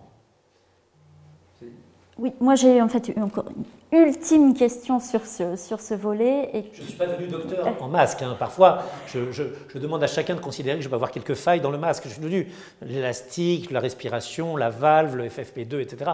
Mais je ne suis pas encore devenu un spécialiste absolu du masque. Hein. Eh bien, ce ne sera pas sur les masques la question, mais c'est une question sur une éventuelle 2e vague. Faut-il la redouter? La 2e vague, je trouve que de ce point de vue-là, le Premier ministre a été assez clair. Si nous vivons comme avant, la 2e vague arrivera, elle arrivera de manière très forte, avec des soignants fatigués, des médicaments en moins grand nombre et probablement la saturation des services hospitaliers. Quelle est la situation? Suivant les régions, il y a entre 14%, c'est la région parisienne, et 2%, c'est le Grand Ouest, c'est le littoral atlantique, de gens contaminés. Ce qui veut dire qu'il y a, suivant les régions, 98% dans le Grand Ouest, le littoral atlantique, ou en région parisienne et dans le Grand Est, 86% de gens qui sont négatifs à un test, qui n'ont pas été contaminés, qui n'ont pas développé d'immunité. Je ne rentre même pas dans le problème qui consiste à s'interroger pour savoir si l'immunité est totale, si elle est durable. Certains disent que si vous avez été peu frappé par le virus, vous avez développé peu d'anticorps. Certains disent que les anticorps disparaissent. Certains disent que le virus attaque de plusieurs manières le corps humain et que donc une immunité ne vous garantit pas que. J'écarte cela. La vérité, c'est qu'il y aura 3 populations. une population qui va être une population guérie ou immunisée, sans qu'on en soit sûr, une immense population qui n'a rien, et une population qui va développer la maladie, qui continue de la développer. Celle-ci sera très contaminante. Deux solutions. Soit on va beaucoup chez sa famille, beaucoup chez ses amis, on va dans des réunions, on ne met pas de masque, etc. Et à ce moment-là, la pandémie se développera. Il faut savoir que lorsque nous avons commencé le confinement, chaque personne contaminée ou malade contaminait et rendait malade 4 personnes, qui rendaient elles-mêmes malades 4 personnes, etc. Nous sommes descendus à quelque chose d'absolument exceptionnel, c'est que chaque personne malade n'en contamine plus qu'une moitié. Il faut 2 jours pour qu'elle contamine une deuxième. C'est-à-dire, on voit que la pandémie se réduit, qu'elle peut même peut-être à terme disparaître. Si nous reprenons nos mauvaises habitudes, que nous n'avons pas le droit d'avoir, bien évidemment, il y aura une deuxième vague. Elle est simple, elle est calculée, le Premier ministre l'a dit sans la nommer. Elle a lieu le 1er et le 2 juin. Pourquoi? Parce que le 11 mai, nous nous déconfinons. Il faut 15 jours à peu près d'incubation. Et donc, les malades arriveront en nombre autour du 1er et du 2 juin. Donc, il peut y avoir une deuxième vague, cela dépend de nous. Ça dépend de nous par nos comportements. Le masque, la distance, se laver les mains, suivre des comportements collectifs responsables, continuer à fermer les cinémas, les théâtres, faire attention. Deuxième vague, c'est nous. Oui ou non? Très franchement, je pense à un ami qui est décédé dimanche dernier, qui s'appelait Henri Weber, qui est un homme que j'aimais beaucoup. Je n'ai pas envie de voir d'autres amis mourir, et cette maladie fait un mal de chien. Et pas simplement à ceux qui ont, c'est déjà beaucoup, un âge considérable. Il y a une résidence Nexity qui est là, à quelques mètres de la ville. Le directeur général de Nexity, un homme qu'on connaissait, avec lequel on travaillait, 51 ans, pleine forme. Il est mort, il est rentré à l'hôpital le 17 avril, il est mort le 23. Voilà, c'est ça qui nous attend, ou qui ne nous attend pas. Cela dépend de nous. Moins de déplacements, moins de réunions, plus d'attention, plus de préoccupations, et nous nous en sortirons ensemble collectivement. Mais j'attends vraiment des Relais-Valois une attitude collective responsable. La protection, la mienne, c'est la protection de tous. Et la protection de tous, c'est la mienne. On a besoin les uns des autres, faisons attention. Ce n'est pas simplement pour moi que je sortirai. Je pense aux jeunes qu'on voit sortir de temps en temps, qu'ils pensent à leur grand-mère, qu'ils pensent à leur grand-père, qu'ils pensent à leur sœur, à leur frère, à leur mère, à leurs voisins. Et là, ils comprendront, du moins j'espère. Nous avons également beaucoup de questions sur les écoles et les crèches. Alors, pour commencer, parce que c'est une question qui revient beaucoup dans beaucoup de commentaires depuis tout à l'heure, beaucoup de Relais-Valois s'inquiètent et hésitent à mettre leur enfant à l'école. L'école, c'est sur le principe du volontariat. Et encore, ai-je cru entendre que dans les départements qui seraient le plus touchés, nous ne sommes pas dans les départements les plus touchés. L'Eure, actuellement, connaît 11 personnes en réanimation, une centaine de personnes qui sont hospitalisées, a connu 60 décès en EHPAD et 60 décès en hôpital, par rapport aux chiffres qu'on entend dans le Grand Est, dans les Hauts-de-France, ou en Île-de-France, c'est appréciable. Et sans le professeur Raoul, d'ailleurs, nous y sommes arrivés. Mais néanmoins, on peut avoir une préoccupation, une anxiété, une angoisse, ce sont vos enfants. Et d'ailleurs, il est bien difficile de dire aux parents mettez-les à l'école, c'est votre responsabilité. La puissance publique, quand même, a son mot à dire. Donc, c'est sur le principe du volontariat. Et par ailleurs, c'est sur le principe des groupes. Un groupe sera en activité, autre que l'école, un groupe sera sur Internet, à suivre des cours de manière numérique, et un groupe de 15 ou de 10 sera dans l'école. Donc, tout le monde ne sera pas à l'école tout le temps, il y a 24 jours, ça dépend de la décision individuelle des parents. Si vous ne souhaitez pas mettre vos enfants à l'école, vous pouvez ne pas les mettre, je le comprendrai. Une question d'Amandine Chevolot. Je suis confinée à la maison pour garder ma fille de 3 mois que j'élève seule. On parle beaucoup de la réouverture des écoles, mais pouvez-vous donner des informations concernant la réouverture possible des crèches? Le Premier ministre a parlé de la réouverture des crèches en indiquant que là où c'était possible, il faudrait accueillir 10 enfants, pas plus.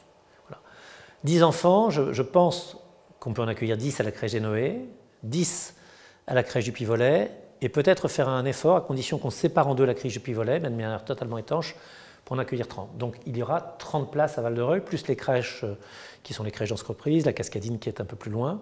Voilà, 30 places. Ce sont des directives gouvernementales. Je ne m'en écarterai pas. Et là encore, je n'ouvrirai qu'à partir du moment où je suis certain que les conditions de sécurité pour les agents, pour les parents, pour les enfants, sont réunis. Donc 30 places au maximum. Je ne peux pas être certain que Amandine aura une place. Il faudra qu'elle prenne contact avec le CCAS. Il y a une femme remarquable qui s'appelle Agnès Dupin, qui est la patronne des crèches, d'une certaine façon. Oui, c'est la patronne des crèches. Je l'engage à lui écrire ou à m'écrire à moi sur maire@valdereuil.fr et avec Agnès Dupin, nous lui répondrons. Question de Aurélia Mercier. Je reprends normalement le travail le 11 mai en tant que gérante de salon de coiffure. Je vais donc être débordée, ne pas compter mes heures, mais j'ai 2 enfants de 8 ans qui, s'ils reprennent l'école, rentreront en classe le 25 mai.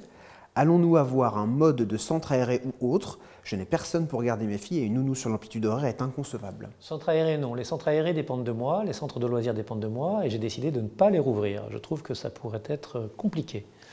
En revanche, je l'ai dit tout à l'heure, pour ceux qui travaillent, nous tirons les pleines conséquences. Je peux ne pas approuver une politique gouvernementale et néanmoins tout faire, puisque je suis agent déconcentré de l'État, avec le préfet, que j'ai régulièrement au téléphone, qui est un homme bien et un homme qui explique. Donc j'appliquerai la politique qui m'est demandée. Et l'appliquer, c'est l'appliquer dans toutes ses conséquences. Un accueil tôt le matin, à 7h30, une garderie qui continuera au-delà de 15h30. Mais nous n'aurons pas de grands spectacles de guignols, de sorties au musée, de patinoires et de bowling. Nous serons davantage dans un mode de garderie. Donc que cette gérante de salon de coiffure se rassure, sa fille ou son fils, je ne me souviens plus, sera gardé, mais néanmoins, nous ne ferons pas des activités. Il ne s'agit pas d'ouvrir des centres de loisirs. De même que le télétravail, pour ceux qui travaillent, les salariés, est quand même la règle et le pilier du déconfinement. Un des piliers du déconfinement, c'est aussi de pouvoir ramener ses enfants chez soi le plus rapidement possible. Voilà, la garde collective est quand même quelque chose de plus compliqué. Nous l'assumerons, mais c'est compliqué. Question de Sonia Ponchard. Je suis maman d'un petit garçon de 3 ans et demi. Je suis actuellement au chômage technique. Si tout se passe bien, le 12 mai, mon travail devrait rouvrir ses portes. Or, la rentrée de mon enfant ne se ferait que le 25 mai. Y aura-t-il possibilité de le déposer dans un centre aéré? C'est quasi la même question d'ailleurs, pour que je puisse retourner travailler. Je n'ai pas les moyens de payer une nourrice, surtout en ce moment où ça se rapproche à la... Alors, je suis triste de donner une réponse qui soit négative à Sonia, mais je ne peux pas rouvrir les centres de loisirs, les centres aérés. La chose me paraît trop compliquée. Mais voilà, je lui dois cette réponse. Nous avons de la même manière plusieurs... Pardon, la vie d'après ne peut pas être comme la vie d'avant. C'est-à-dire que tout ne va pas rouvrir. Si nous remettons tous les lieux de réunion, si nous mettons tous les motifs de déplacement, et si nous mettons toutes les obligations de la vie, qui sont de faire ses courses, de travailler, etc., on va se retrouver dans la même situation. C'est la question de la deuxième vague. Donc, il est clair que notre but, c'est de continuer. Hein, on a dit qu'il fallait échanger une vie où on rencontrait 50 personnes par jour, ou 75 personnes par jour, ou 100 personnes par jour, contre une vie où on rencontre 3 personnes au maximum par jour. Alors, 3, c'était peut-être pas beaucoup, être enfermé chez soi, c'était dur, mais non, 100, 150, 200, ce n'est pas possible encore. Donc, attendons que cette épidémie, et je demande vraiment à chacun de considérer que la date du 2 juin est une date essentielle. Le Premier ministre l'a dit, mais pour une raison très simple. On l'a abordé, c'est celle de la deuxième vague. Donc, pendant cette période, je suis désolé, c'est compliqué. Il faut prendre un certain nombre de mesures qui, parce qu'elles sont collectives, sont bonnes pour tout le monde et qui, individuellement, je le comprends tout à fait, pénalisent chacun. Mais c'est mes responsabilités de le dire. L'individu, c'est une chose, le collectif, c'en est une autre.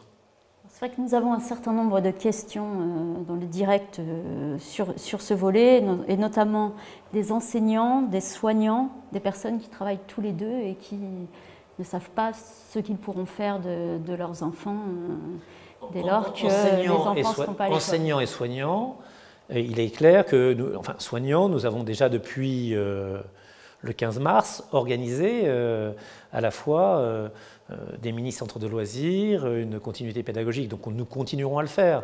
Après le 11 mai Après le 11 mai, les soignants continueront d'avoir ce statut, comme les forces de l'ordre, comme les services pénitentiaires, qui leur donne une capacité évidemment à se libérer pour leur très c'est évident. Et pour les crèches, de la même manière? Et pour les crèches, de la même manière, en sachant qu'il y a très peu de pièces, mais les personnels soignants sont évidemment prioritaires. D'accord. 2 questions encore. Une question d'Aurélie qui demande comment ça va se passer pour les bus scolaires. Pour les bus scolaires, le Premier ministre a dit, et je l'ai entendu, qu'il fallait que la distanciation physique existe dans les moyens de transport. Et donc, il a indiqué qu'un siège sur 2 serait condamné. C'est une bonne chose. C'est de la folie de mettre les gens épaule contre épaule et de les mettre en quinconce de telle manière que les enfants ne soient pas proches les uns des autres. Maintenant, ça me paraît très compliqué. Ça rejoint d'ailleurs à Val-de-Reuil un autre sujet, qui était la fermeture du collège Pierre Mendès France. D'une certaine façon, si dans les cieux, on nous adresse parfois des avertissements, celui-ci en est un. C'est une mauvaise idée de fermer Pierre Mendès France. On pouvait se rendre à pied pour le remplacer par des trajets en voiture ou en train ou en bus, vers Hyacinthe-Langlois à Ponteau-de-Mer ou vers le collège du Hamelet à Louviers. Mais là, véritablement, j'ai entendu le Premier ministre parler de masques et parler également de distanciation physique et sociale dans les bus. J'espère que c'est en effet ça qui sera suivi. D'ailleurs, je regarderai pour assurer... c'est une femme ou un homme? C'était une femme. Bon, pour assurer cette dame, on fera très attention avec le service scolaire à regarder dans quelles conditions les bus viennent. Je pense même qu'il faudrait que nous soyons au départ des bus de telle manière qu'une certitude soit donnée. La certitude par l'œil, quand on voit, n'est pas la plus mauvaise, plutôt que la certitude par j'ai entendu que. Je pratique d'ailleurs un peu comme saint Thomas, je suis un grand contrôleur vérificateur, personnellement. En tout cas, un message à tous ceux qui nous regardent. Désolé si on ne peut pas nous poser toutes les questions, parce qu'il y a énormément de questions qui passent. Je pense que Céline peut en témoigner. Juste une dernière question en ce qui me concerne pour l'école et les crèches. Vous avez précisé que les centres de loisirs étaient fermés pour l'instant. Alors la question, c'est est-ce qu'ils rouvriront cet été? Alors, vraiment, de ce point de vue-là, moi j'ai une date. Le Premier ministre l'a dit également, cette date. Le 11 mai, c'est une date. Mais j'ai une deuxième date, c'est le 2 juin. Le 2 juin, je relève la tête et je regarde comment les choses se passent. Il y a 3 courbes qu'il faut regarder. La courbe des gens infectés, la courbe des gens en hôpital et en réanimation, et la courbe des gens qui meurent. Cette courbe-là, vous avez vu qu'hier, il y avait, avant-hier, 152 morts en France. Malheureusement, hier, il y en a eu 2 à 3 fois plus. C'est-à-dire que nous pensions que ça déclinait, ça ne décline pas. En Allemagne, il y en a 60. Donc, en Allemagne, on rouvre un certain nombre de choses avec 60 morts, dont on peut dire, à tort ou à raison, des gens qui meurent de leur belle mort. Là, non. 400 morts, 300 morts, 500 morts, c'est énorme. Donc, le 2 juin, je regarde ces 4 courbes, comme le Premier ministre les regardera. Et là, on se confine davantage ou on se confine moins. On se déconfine. Mais c'est les 4 indicateurs. Et ceux-là, ils sont véritablement impossibles à mettre en cause ou à nier. Nombre de personnes malades, contaminées. Nombre de personnes hospitalisées. Nombre de personnes dans les services de réanimation. Et nombre de décès. Je crois que, même si c'est un peu dur de le dire ainsi, c'est quand même ainsi qu'on se... Je le dis d'ailleurs également parce que des parents m'interrogent, pour les chantiers jeunes. Non, je ne vais pas mettre 15 enfants dans une cage d'escalier en train de peindre à partir du moment où le coronavirus serait encore en activité. Ce n'est pas la peine qu'ils le rapportent dans leur famille ou que chacun soit contaminé et contaminant. Voilà. J'ai une dernière question concernant les crèches, et notamment si tous les enfants ne peuvent pas être accueillis en crèche après le 11 mai. Je dis que nous avons entre 20 et 30 places. Donc, comment s'effectuera la priorisation des enfants s'il n'y a pas assez de place pour tout le monde? D'abord par l'obligation de travail, et l'obligation de travail dans un cadre qui est un cadre de soignants ou de force de l'ordre, ou de service pénitentiaire. Et puis ensuite, en fonction des places, nous regardons comment faire. Mais il est clair que la priorité sera donnée lorsque les 2 parents travaillent. Il est clair aussi que des situations de parents isolés, de familles monoparentales seront vues avec... voilà. Mais nous allons gérer la pénurie. Une fois encore, je le redis, l'après-crise n'est pas comme l'avant-crise. Nous avions ouvert la crèche Noé en étant très fiers de nous. Nous avions des pourparlers très engagés avec une compagnie privée de crèches. Voilà, les choses sont différentes aujourd'hui. On demande aussi, et pour les crèches familiales? Les crèches familiales, vous me posez un peu une colle. Je crois que les assistantes maternelles continuent de recevoir, c'est évidemment leur responsabilité, les enfants, donc elles ont toujours ce suivi fait par les services de la mairie, mais évidemment il n'y a plus de rassemblement au wagon, à la maison de l'enfance, tout ce qui est parentalité a été interrompu, mais les assistantes familiales continuent de travailler. Puisque elles sont par définition à moins de 10, et dans un suivi de très grande proximité. Nous quittons le domaine des crèches et des écoles, direction plutôt le cadre de vie. Quand peut-on espérer un retour du marché, nous demande Laurent Chouquet. Alors, Laurent Chouquet, le célèbre Lolo 2700 peut-être, celui qui nous accompagne, nous pourfend ou nous félicite avec gentillesse sur les réseaux sociaux. Le marché, nous l'avons supprimé à partir du moment où le marché qui était bien organisé, je veux rendre hommage à Nabil Goul, à Dominique Legault, à Fadila Benamara, au service de la ville, à M. El Garbouge, qui veillait sur le marché, à nos partenaires. Le marché fonctionnait bien, mais il était à l'origine d'attroupements autour du marché, et qui eux-mêmes étaient nocifs. Nous l'avons donc supprimé. Nous avons cherché ensuite à faire venir, et je crois que c'est une formule qui va s'amplifier avec l'arrivée d'un marchand de fruits, des maraîchers, de proximité d'ailleurs, qui ont pu préparer des cajots pour tout le monde, on commande sur Internet, on commande par téléphone, et on arrive. Et beaucoup de monde m'a dit, est-ce qu'on peut rouvrir le marché? Le préfet s'y oppose, donc je ne peux pas le faire. Attroupement, on m'a conseillé de le fermer, j'ai écouté ce conseil, qui était un conseil ferme. Le rouvrir, ça m'est impossible. Le préfet l'a dit avec une tranquillité totale, il n'ouvrira pas. Le 11 mai, que se passera-t-il? Le Premier ministre a été d'une clarté assez grande, ça peut lui arriver. C'est un ancien élève, un ancien étudiant de moi, donc j'espère qu'il a appris dans les bonnes classes, avec un bon professeur, comment s'exprimer clairement. Il ne le reconnaît pas toujours, mais moi je pense qu'il a pris là de bonnes bases. La règle, ce sera la réouverture, et donc je demanderai la réouverture du marché de Val-de-Reuil, et l'exception, ce sera la fermeture. L'exception, c'est laquelle? C'est l'attroupement, c'est un trop grand nombre de personnes, c'est le non-respect des règles barrières, et donc là encore, c'est au collectif de faire en sorte que chacun individuellement puisse profiter du marché. Si chacun joue le jeu du collectif, ici le collectif dans son ensemble offre quelque chose d'organisé, ça marchera. Donc le marché, je souhaite le rouvrir à partir du 11 mai, mais une fois encore, attention, la règle, ce sera la réouverture, l'exception, ce sera l'interdiction. Ne nous trouvons pas dans une exception. Donc le 11 mai, le marché rouvrira. Ce qui veut dire pour nous le vendredi suivant plutôt, et le mercredi de manière plus resserrée.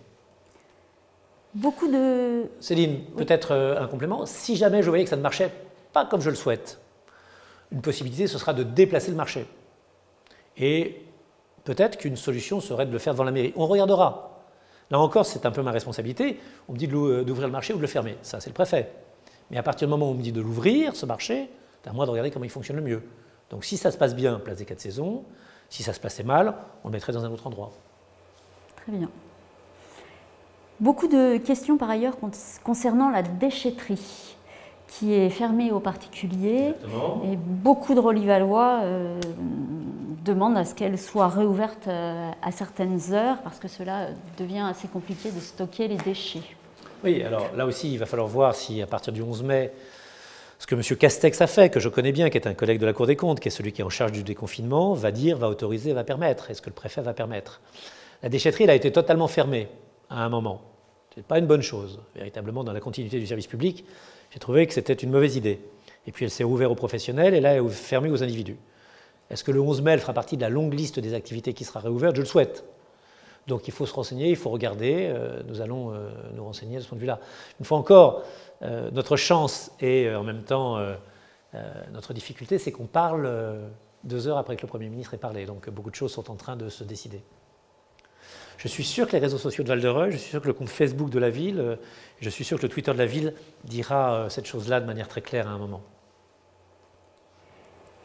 Dans le même esprit, les sacs jaunes de tri sélectif.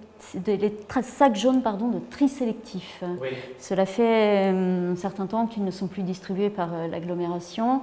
Et beaucoup d'habitants sont distribués par la ville, on pourra les demander au CTM, si je me rappelle bien. Et il faudra téléphoner auparavant, toujours le numéro de la ville, de telle manière qu'on puisse en réserver. Mais on va les distribuer, nous. La commune va les distribuer.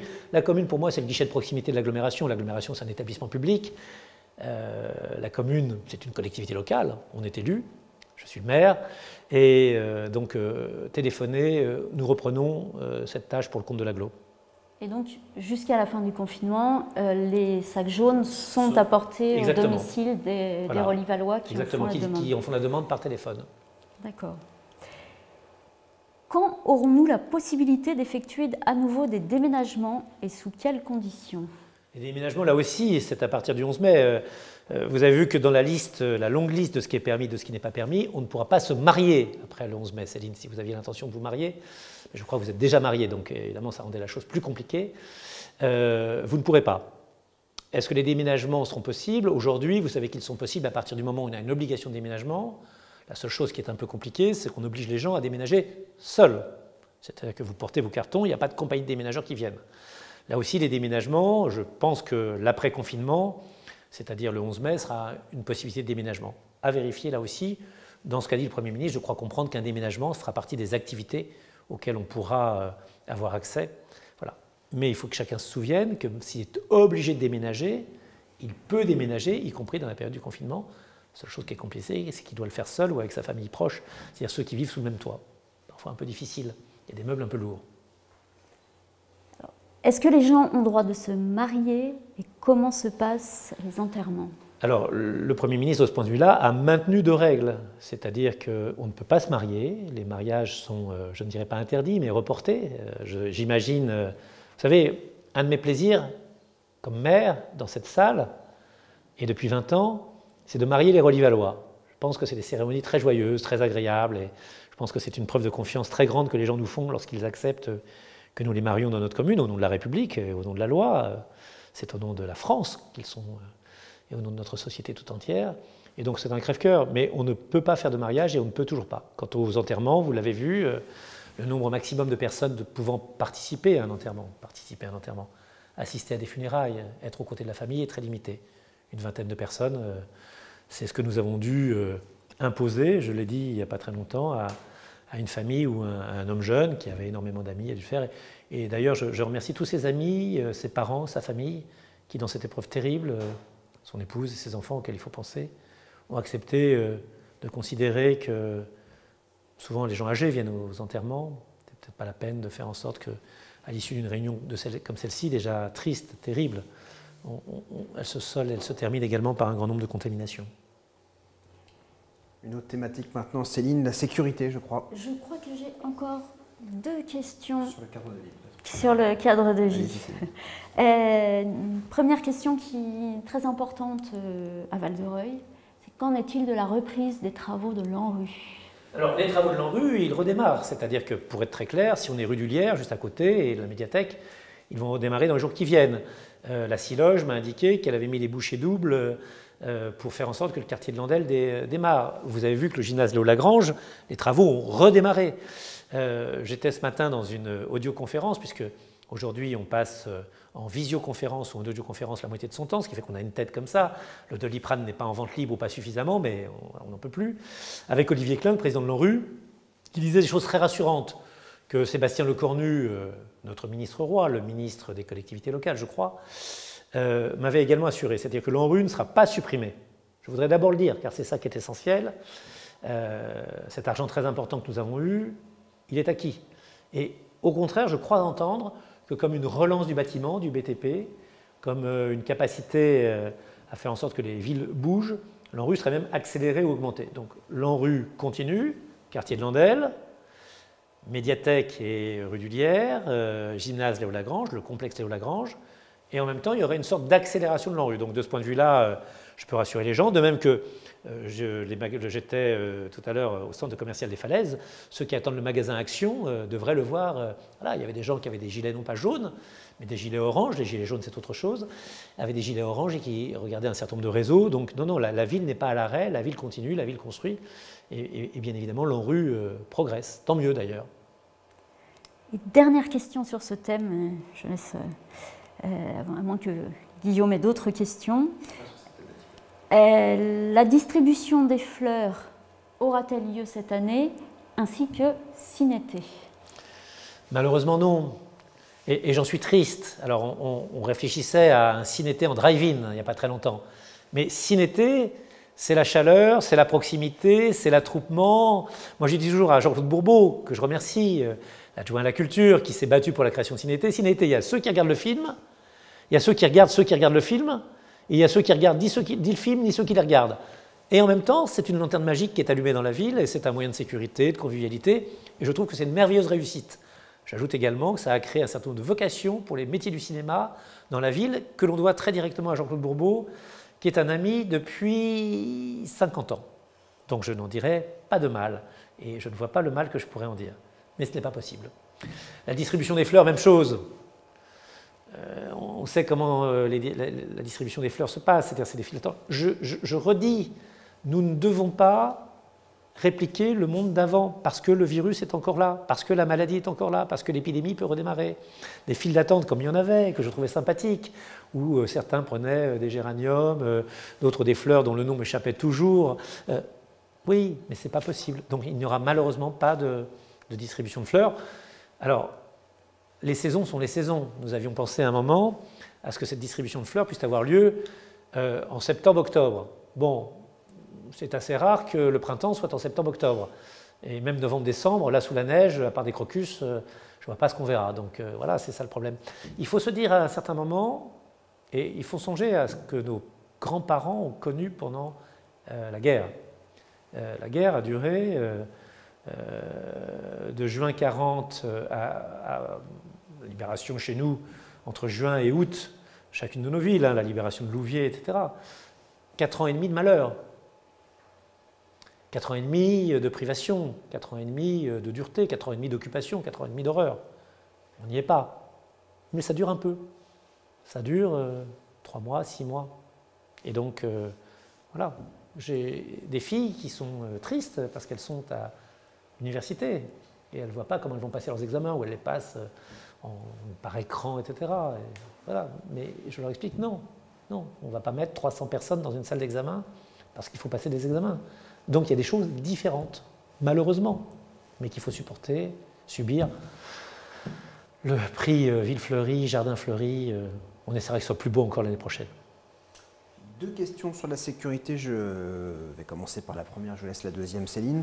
Je trouve que pendant le confinement, trop de gens sont encore à l'extérieur. Que pouvez-vous faire? Oui. On en a parlé en début d'entrevue. 250 contraventions, une quinzaine qui sont des contraventions de récidive, des gens qui sont convoqués au tribunal de police. Il y a des gens qui ont un petit poids dans la tête. Ils l'ont en période normale, ils l'ont en période anormale. Malheureusement, si le virus avait pu développer chez eux des facultés intellectuelles, ce serait une des bonnes conséquences du virus, mais ça n'a pas été le cas. Donc ces gens qui agissent stupidement, agissent également stupidement en ce moment. Donc, mais combien sont-ils? Quand on regarde réellement, j'en ai compté l'autre jour une vingtaine autour de la Rotonde, j'en ai vu une vingtaine également au jardin sportif. Nous sommes 15 000 habitants, oui, il y a 40 crétins. Je le regrette, je le déplore. Une fois encore, j'ai appelé chaque jour, ou presque, le directeur de la sécurité publique, M. Lehir, qui dirige la sécurité publique de l'Eure. Je crois que je laisse pas mal de messages et que j'appelle souvent Jérôme Filippini, le préfet de l'Eure. Je crois que Mme Puechmaille, la procureure, m'a eu souvent au téléphone. Je crois que Mme Caponia ne me supporte plus. Elle me supporte encore, tellement nous avons des conversations. Je la retrouve ce soir dans la vraie vie, in real life, en live. Nous aurons peut-être nos masques, mais parce que nous faisons des rondes. Je remercie Dominique Legault. Michael Boutier est un remarquable chef de la police municipale. On cherche véritablement à mettre fin à cela. Et je trouve que le confinement a été plutôt bien réussi à Val-de-Reuil. Pardonnez-moi de me satisfaire de choses comme ça. Il y a certes des poissons volants, mais ce n'est pas la règle. En général, les poissons sont plutôt dans l'eau. Les poissons volants, il y en a quelques-uns, ils finissent souvent dans une épuisette. Donc j'espère qu'on les attrapera à l'épuisette. Mais les mêmes qui sont pénibles à certains moments le sont encore aujourd'hui. Je dirais presque que c'est un comportement de normalité, ce qui nous rassure. Une autre question sur la sécurité, mais qui vous concerne cette fois-ci. Je vous la laisse, Céline. Donc effectivement, elle vous concerne directement et il semblerait que parfois vous rouliez un petit peu vite et que vous soyez à l'extérieur pendant le confinement. Quelles sont les explications? Non, ça non. Très, très clairement, j'ai eu un ennui, c'est-à-dire que je roulais trop vite sur une autoroute qui était proche de Paris, on est des portes d'Orléans, sur une chose très très simple, je revenais de chez un proche et j'ai travaillé pendant 2 mois, de 5h du matin à 8h du soir à peu près, ou 10h du soir, sans interruption, ni les samedis ni les dimanches, à faire ce que mon patron, j'ai un patron moi aussi, m'avait demandé, c'est-à-dire Bernard Arnault, avait souhaité que le VMH se redéploie et puisse apporter à la France des masques. Nous en avons apporté 40 millions. Des masques en tissu, nous en sommes en train d'en apporter 20 millions. Des respirateurs, nous en avons apporté 400. Des blouses, nous les avons apportés par centaines de milliers. Produisent du gel, nous avons été les premiers à resservir la préfecture de police de Paris, la PHP, tous les hôpitaux de Paris en toute simplicité, le SAMU social, par tonnes de gel, 50 tonnes de gel produits chaque semaine. Et véritablement, moi j'ai concentré mon action là-dessus, c'est-à-dire aider les soignants. Moi je ne suis pas sur la ligne de front, je ne suis pas sur la bataille de Verdun, mais je suis sur la voie sacrée, c'est-à-dire que je conduis le camion qui amène les munitions à ceux qui sont en train de se battre pour moi. C'est tout ce que je sais faire, mais j'essaie de le faire bien. Et nous étions dans un jour très compliqué parce que chacun doit se souvenir que c'était le moment où ça allait mal dans les hôpitaux. Et j'avais une commande que m'avait passée directement le directeur général des hôpitaux de Paris, qui est un ami, qui est Martin Hirsch. C'était lui qui m'avait téléphoné à Val-de-Reuil pendant le premier tour en me disant « ça barbe pour le gel, j'en ai plus que 72 heures, trouve-moi du gel ». Et c'est ainsi qu'avec Bernard Arnault, avec quelques autres, nous sommes une petite cellule qui travaillons à ça. Depuis Val-de-Reuil, le hockey est venu à 16 heures, le premier tour des élections municipales. C'est ici qu'on a pu, pour la première fois, livrer en gel l'ensemble des hôpitaux parisiens et qu'ensuite on a livré les hôpitaux de province. Je ne dis pas grâce à moi, mais je dis un tout petit peu par mois quand même. Et donc quand Martin Hirsch nous a dit le surlendemain « Aïe, ça barbe, les masques c'est super casse-gueule », je le cite, en SMS, on a compris qu'il fallait en importer. C'était compliqué, il fallait les trouver en Chine, trouver des avions, il n'y en avait pas beaucoup. Et puis à un moment, quand les masques ont été là, pour les soignants, quand le gel a été là, quand les respirateurs ont commencé à venir, on s'est aperçu qu'il manquait aux hôpitaux de France des gants, des blouses et des lunettes. Et il se trouve qu'au moment où je rentrais, il est 15h23, sur mon téléphone portable, un appel presque angoissé de mon acheteur. Les blouses, la PHP n'a pas dit oui. Si on n'a pas le OK de la PHP, elles sont perdues parce que demain, c'est un jour férié en Chine. Et je voudrais juste insister parce que c'est le point le plus important. Les blouses qui n'étaient pas à l'hôpital, c'était X contamination en plus de soignants, X personnes moins bien soignées. Et à un moment, je me suis dit, qu'est-ce qu'on doit faire? Et évidemment, alors très classiquement, rien ne passait, ni les offres de nos amis chinois qui étaient trop lourdes, etc.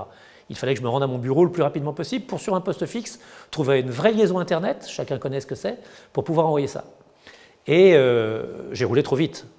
Et je trouve qu'il faut payer quand on roule trop vite.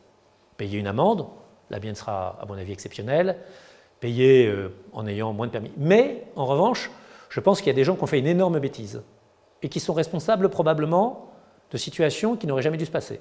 Nous avons raté la commande. Pendant le moment où j'ai été, à juste titre, un peu immobilisé, la commande s'est volatilisée. C'était un jour férié en Chine, 48 heures plus tard pour les équipes soignantes. Quand les policiers s'en sont aperçus, j'ai été raccompagné par une voiture de police devant et une voiture de police derrière à mon bureau, tellement ils étaient embêtés. J'ajoute également que c'était des travaux qui n'avaient jamais eu lieu, enfin, toute une série de choses. Mais moi, je suis embêté pour 2 personnes, ou 3 personnes, très franchement. Et si on parle de responsabilité, c'est de la leur dont je parle. Le premier, ça ne va pas être facile à entendre, c'est le préfet de l'Essonne. Il a pris une décision. Il a considéré qu'il était moins utile d'aider des soignants, d'aider des malades, que de faire respecter une règle dont les policiers m'ont dit, vous savez, monsieur Jamet, cette règle a été dictée quand il n'y a pas de confinement, parce qu'évidemment, on calcule une vitesse par rapport au nombre de gens qui sont sur l'autoroute, et on doit dire, on n'est pas sûr de notre appareil, et en plus, il n'y avait personne sur l'autoroute. Et en plus, m'ont-ils dit, on nous a demandé de faire du chiffre, on n'a arrêté qu'une seule voiture, c'est vous, tellement on trouve ça con. Je dis, c'était des malheureux CRS qui vivaient dans les mêmes Algeco avec les mêmes tenues, sans un masque. Je leur ai distribué des masques, car j'en avais quelques-uns encore. Voilà, c'est ça. Et la deuxième chose, voilà, quand sur un élément de vie privée, un journaliste se permet de raconter des choses qu'il ne connaît pas, un journaliste local, mais par là même d'avertir un grand nombre de gens, y compris d'ailleurs le Canard enchaîné, où j'ai trouvé plus de considération, de bienveillance et de gentillesse que j'en avais trouvé dans le journal local que j'évoquais à l'instant. Il m'empêche de travailler. Il rend les choses plus compliquées. Donc il participe à ce grand désordre pour lequel je dois payer. Et l'amende et le retrait, s'il arrive un jour, quand les tribunaux rouvriront. Je le dois. Ça me paraît tout à fait normal. Chacun doit payer. Je trouve que c'est un peu... Mais voilà. Cette personne-là, en revanche, elle a une responsabilité très lourde qui pèse sur ses épaules.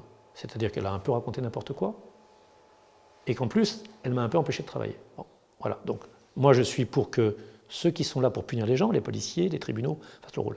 J'ajoute que c'est un fait de vie privée. Je dois dire que je suis un grand délinquant en matière de conduite puisque j'ai tous les permis, tous. Super poids lourd, transport en commun, poids lourd, moto, etc. Et que j'ai de très nombreux accidents, puisque je me souviens d'avoir eu mon dernier accident, le seul constat que j'ai rempli de ma vie, très récemment, en février 1979. Donc on voit que je suis coutumier. Je dois dire, et je le confesse, que je fais partie des rares Français à avoir mes 12 points, ce que tout le monde n'a pas, peut-être pas vous, mais moi je les ai. Donc ce qui montre plutôt une conduite honorable, et que j'ai commis dans ma vie un autre délit, c'est vrai. Sur la commune de Val-de-Reuil, dans la descente de l'autoroute, je devais me rendre précipitamment à une réunion que Franck Martin avait organisée. On me disait que déjà, il disait que je n'étais pas là, que je ne m'intéressais pas. Assez bêtement, j'ai accéléré, mais c'était il y a 12 ans. Et je dois dire d'ailleurs que ça fait l'objet normalement de ce qu'on appelle une prescription, c'est que personne ne devrait en parler à part moi. Voilà, donc... La vérité, c'est que je conduis prudemment, la vérité, c'est que je n'ai pas d'accident, la vérité, c'est que j'ai tous mes points, la vérité, c'est que j'ai tous mes permis, mais j'ai considéré en mon âme et conscience, que de passer cette commande était plus important que tout le reste. Le président de la République avait dit que c'était une guerre. Une guerre, ça se mène avec des combattants, et des combattants, il faut les équiper. Moi, j'ai une tâche nulle, médiocre, minable. Je les équipe. Je n'ai pas 3 secondes leur intelligence, ni leur diplôme pour sauver les gens. Mais en revanche, je peux les aider. Voilà, j'ai considéré que c'était bien de les aider. Et je considère que ceux qui m'ont empêché de les aider portent une lourde responsabilité. Voilà, je ne m'étendrai pas. On fait une faute, il faut la payer. Maintenant, est-ce que cette faute devait donner lieu au torrent d'injures, aux ennuis que j'ai pu avoir? Je ne crois pas. Voilà, et puis je pense aussi que le journalisme, c'est autre chose. J'ai un père qui était directeur de journaux. Je pense que les journalistes, c'est des valeurs, c'est des grandes causes. Ce n'est pas les chiens écrasés, ni les ragots. Pas grave. Une autre thématique qui n'a rien à voir. J'aime beaucoup le vélo. C'est très très bon. Ça tombe bien, on va parler de sport et des associations sportives. Une question qu'on a eue il y a une dizaine de minutes de Marwan Kasmi. Quelqu'un c'est Marc-Antoine Marwan. Ah bon, Marwan. Marwan, c'est très bien aussi. Hein. Et qui se demandait si les équipements sportifs allaient ouvrir après le 11 mai. Là, la règle est simple. Un sport individuel, un sport de plein air, oui. Un sport collectif, un sport d'intérieur, non. Je prends un exemple. Le stade Jesse Owens. Le stade Jesse Owens est fermé, c'est un espace intérieur. En revanche, la piste d'athlétisme qui est tout autour, elle est ouverte si on veut s'entraîner. Mais le stade de foot qui est au milieu, il peut servir à étendre des petits matelas de yoga pour que des gens très éloignés les uns des autres se relaxent et fassent de la méditation, mais il ne peut pas servir à un match de football. Je prends un exemple, et c'est des gens remarquables, et je les aime beaucoup, qui est le club de lutte. Ils m'ont dit eux-mêmes que c'était un peu un sport de contact et que c'était compliqué. Je prends la piscine. Alors la piscine, on fait attention, on y met le chlore qu'il ne faut pas mettre pour désinfecter les rues. Il y en a un peu dedans quand même, mais c'est quand même un bain de sinus, d'une manière ou d'une autre. Donc non, donc là c'est le bon sens. Dehors, individuel, oui c'est possible. Gymnastique, yoga, athlétisme. Dedans, sport collectif ou sport de contact, non c'est pas possible. Voilà. Donc on peut boxer shadow avec son sac de boxe, ça c'est possible. Mais on ne peut pas boxer contre son adversaire. Voilà. Et pour ce qui concerne le dojo de Léo Lagrange. Le dojo de Léo Lagrange, il est en train de se construire. Ce sera le plus beau dojo de la région, puisqu'on y fera de la boxe, de la lutte, tous les sports de combat. Il y a un architecte japonais, dont je sais mieux le surnom qui est Hihi, plutôt que le véritable nom qui est Hirotashi, quelque chose qui est bien compliqué, et je m'en excuse auprès de lui. Le dojo sera construit dans 2 ans. Et je pense que la question portait également sur le dojo actuel. Non, là aussi, les sports de contact et les sports de combat sont des sports de contact, ne seront pas autorisés. Là encore, à distanciation sociale, je pense au club de judo des Deux Rives, qui est dirigé par un homme adorable. Tout le monde en ligne, qui fait en boxe. Moi, j'ai fait de la boxe. On dit boxer shadow. On boxe et puis l'autre, il est loin. Et on fait les gestes ou devant le miroir. Oui, mais un vrai combat, non. Voilà, donc pour le judo, pour le jujitsu, pour le taekwondo, pour le karaté, pour la lutte, tout ça va être un peu compliqué malheureusement. Question de Éric Delannoy, du club de judo des Deux Rives. C'est de lui dont on parlait à l'instant alors. Quelles seront les conditions, règles préconisées ou imposées que les associations devront mettre en place, qui s'ajouteront peut-être aux règles fédérales? Les 5e, se laver les mains, la distance sociale, donc pas de contact. Si on est dans un lieu fermé et qu'on est plusieurs, je suis désolé, un masque. Voilà, il y a des règles, c'est pas contre le sport et c'est pas par rapport au sport, mais dans un lieu fermé, le sport est interdit. Et dans un lieu ouvert, il est possible. Alors, donc on va enlever le masque aussi, puisqu'on est dans un lieu ouvert. Moi, j'aime mieux qu'on le porte tout le temps. Respecter la distance, se laver les mains, maîtriser la désinfection des tapis, des accessoires. C'est la seule condition. Mais dehors, pas en sport collectif et pas en sport de contact. Notre fille actuellement scolarisée au sein de la section sportive au lycée Marc Bloch souhaite savoir s'il lui sera possible de reprendre ses entraînements au stade et ainsi faire son maximum pour rester sur la liste ministérielle des athlètes de haut niveau. Une dérogation pourrait-elle être envisagée ainsi que pour son entraîneur? C'est une question de Cyril Le Mouélic. Alors je crois qu'on court, dans l'athlétisme on court, on lance, on saute. Je crois qu'elle court, si j'ai bien compris, je crois en tout cas. Si elle lance, si elle court et si elle saute et que c'est dehors, elle le pourra. Dans le stade couvert Jesse Owens, elle ne le pourra pas. C'est un lieu fermé. La règle est simple. Lieu fermé, non. Lieu ouvert, oui. Sport collectif, non. Sport individuel, oui. Sport de contact, non. Sport de performance, oui. Donc si elle est dans un sport, soit la perche, qui est dehors, individuel, et qui est un sport de performance, ou atteindre un niveau, etc., et pas un sport de contact où il faut battre l'autre, eh bien, elle peut. Donc si cette jeune femme est dans un sport individuel, dehors, qui n'est pas de contact, elle pourra s'entraîner sur la piste d'athlétisme que nous devons refaire. Ce sera ma dernière question. Ça fait plusieurs fois que vous dites que c'est la dernière question. Non, c'était la dernière question des thématiques. Ah, mais là, en fait, c'est je pense qu'on va s'arrêter là, on approche de 20h. J'en ai une dernière sur les équipements sportifs. Je sportifs. n'ose dire, après la question que vous m'avez posée avant, que c'est une dernière pour la route. Ce serait de très mauvais goût. Qu'en est-il de la piscine? Pourra-t-elle rouvrir Non, la piscine est un lieu fermé, un lieu collectif, compliqué. Voilà.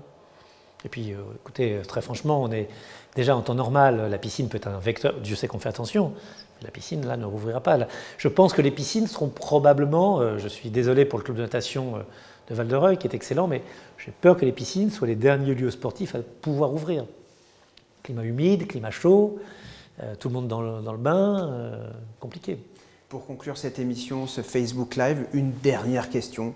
Est-ce que ce Covid-19, cette épidémie, est un coup dur pour la ville de Val-de-Reuil?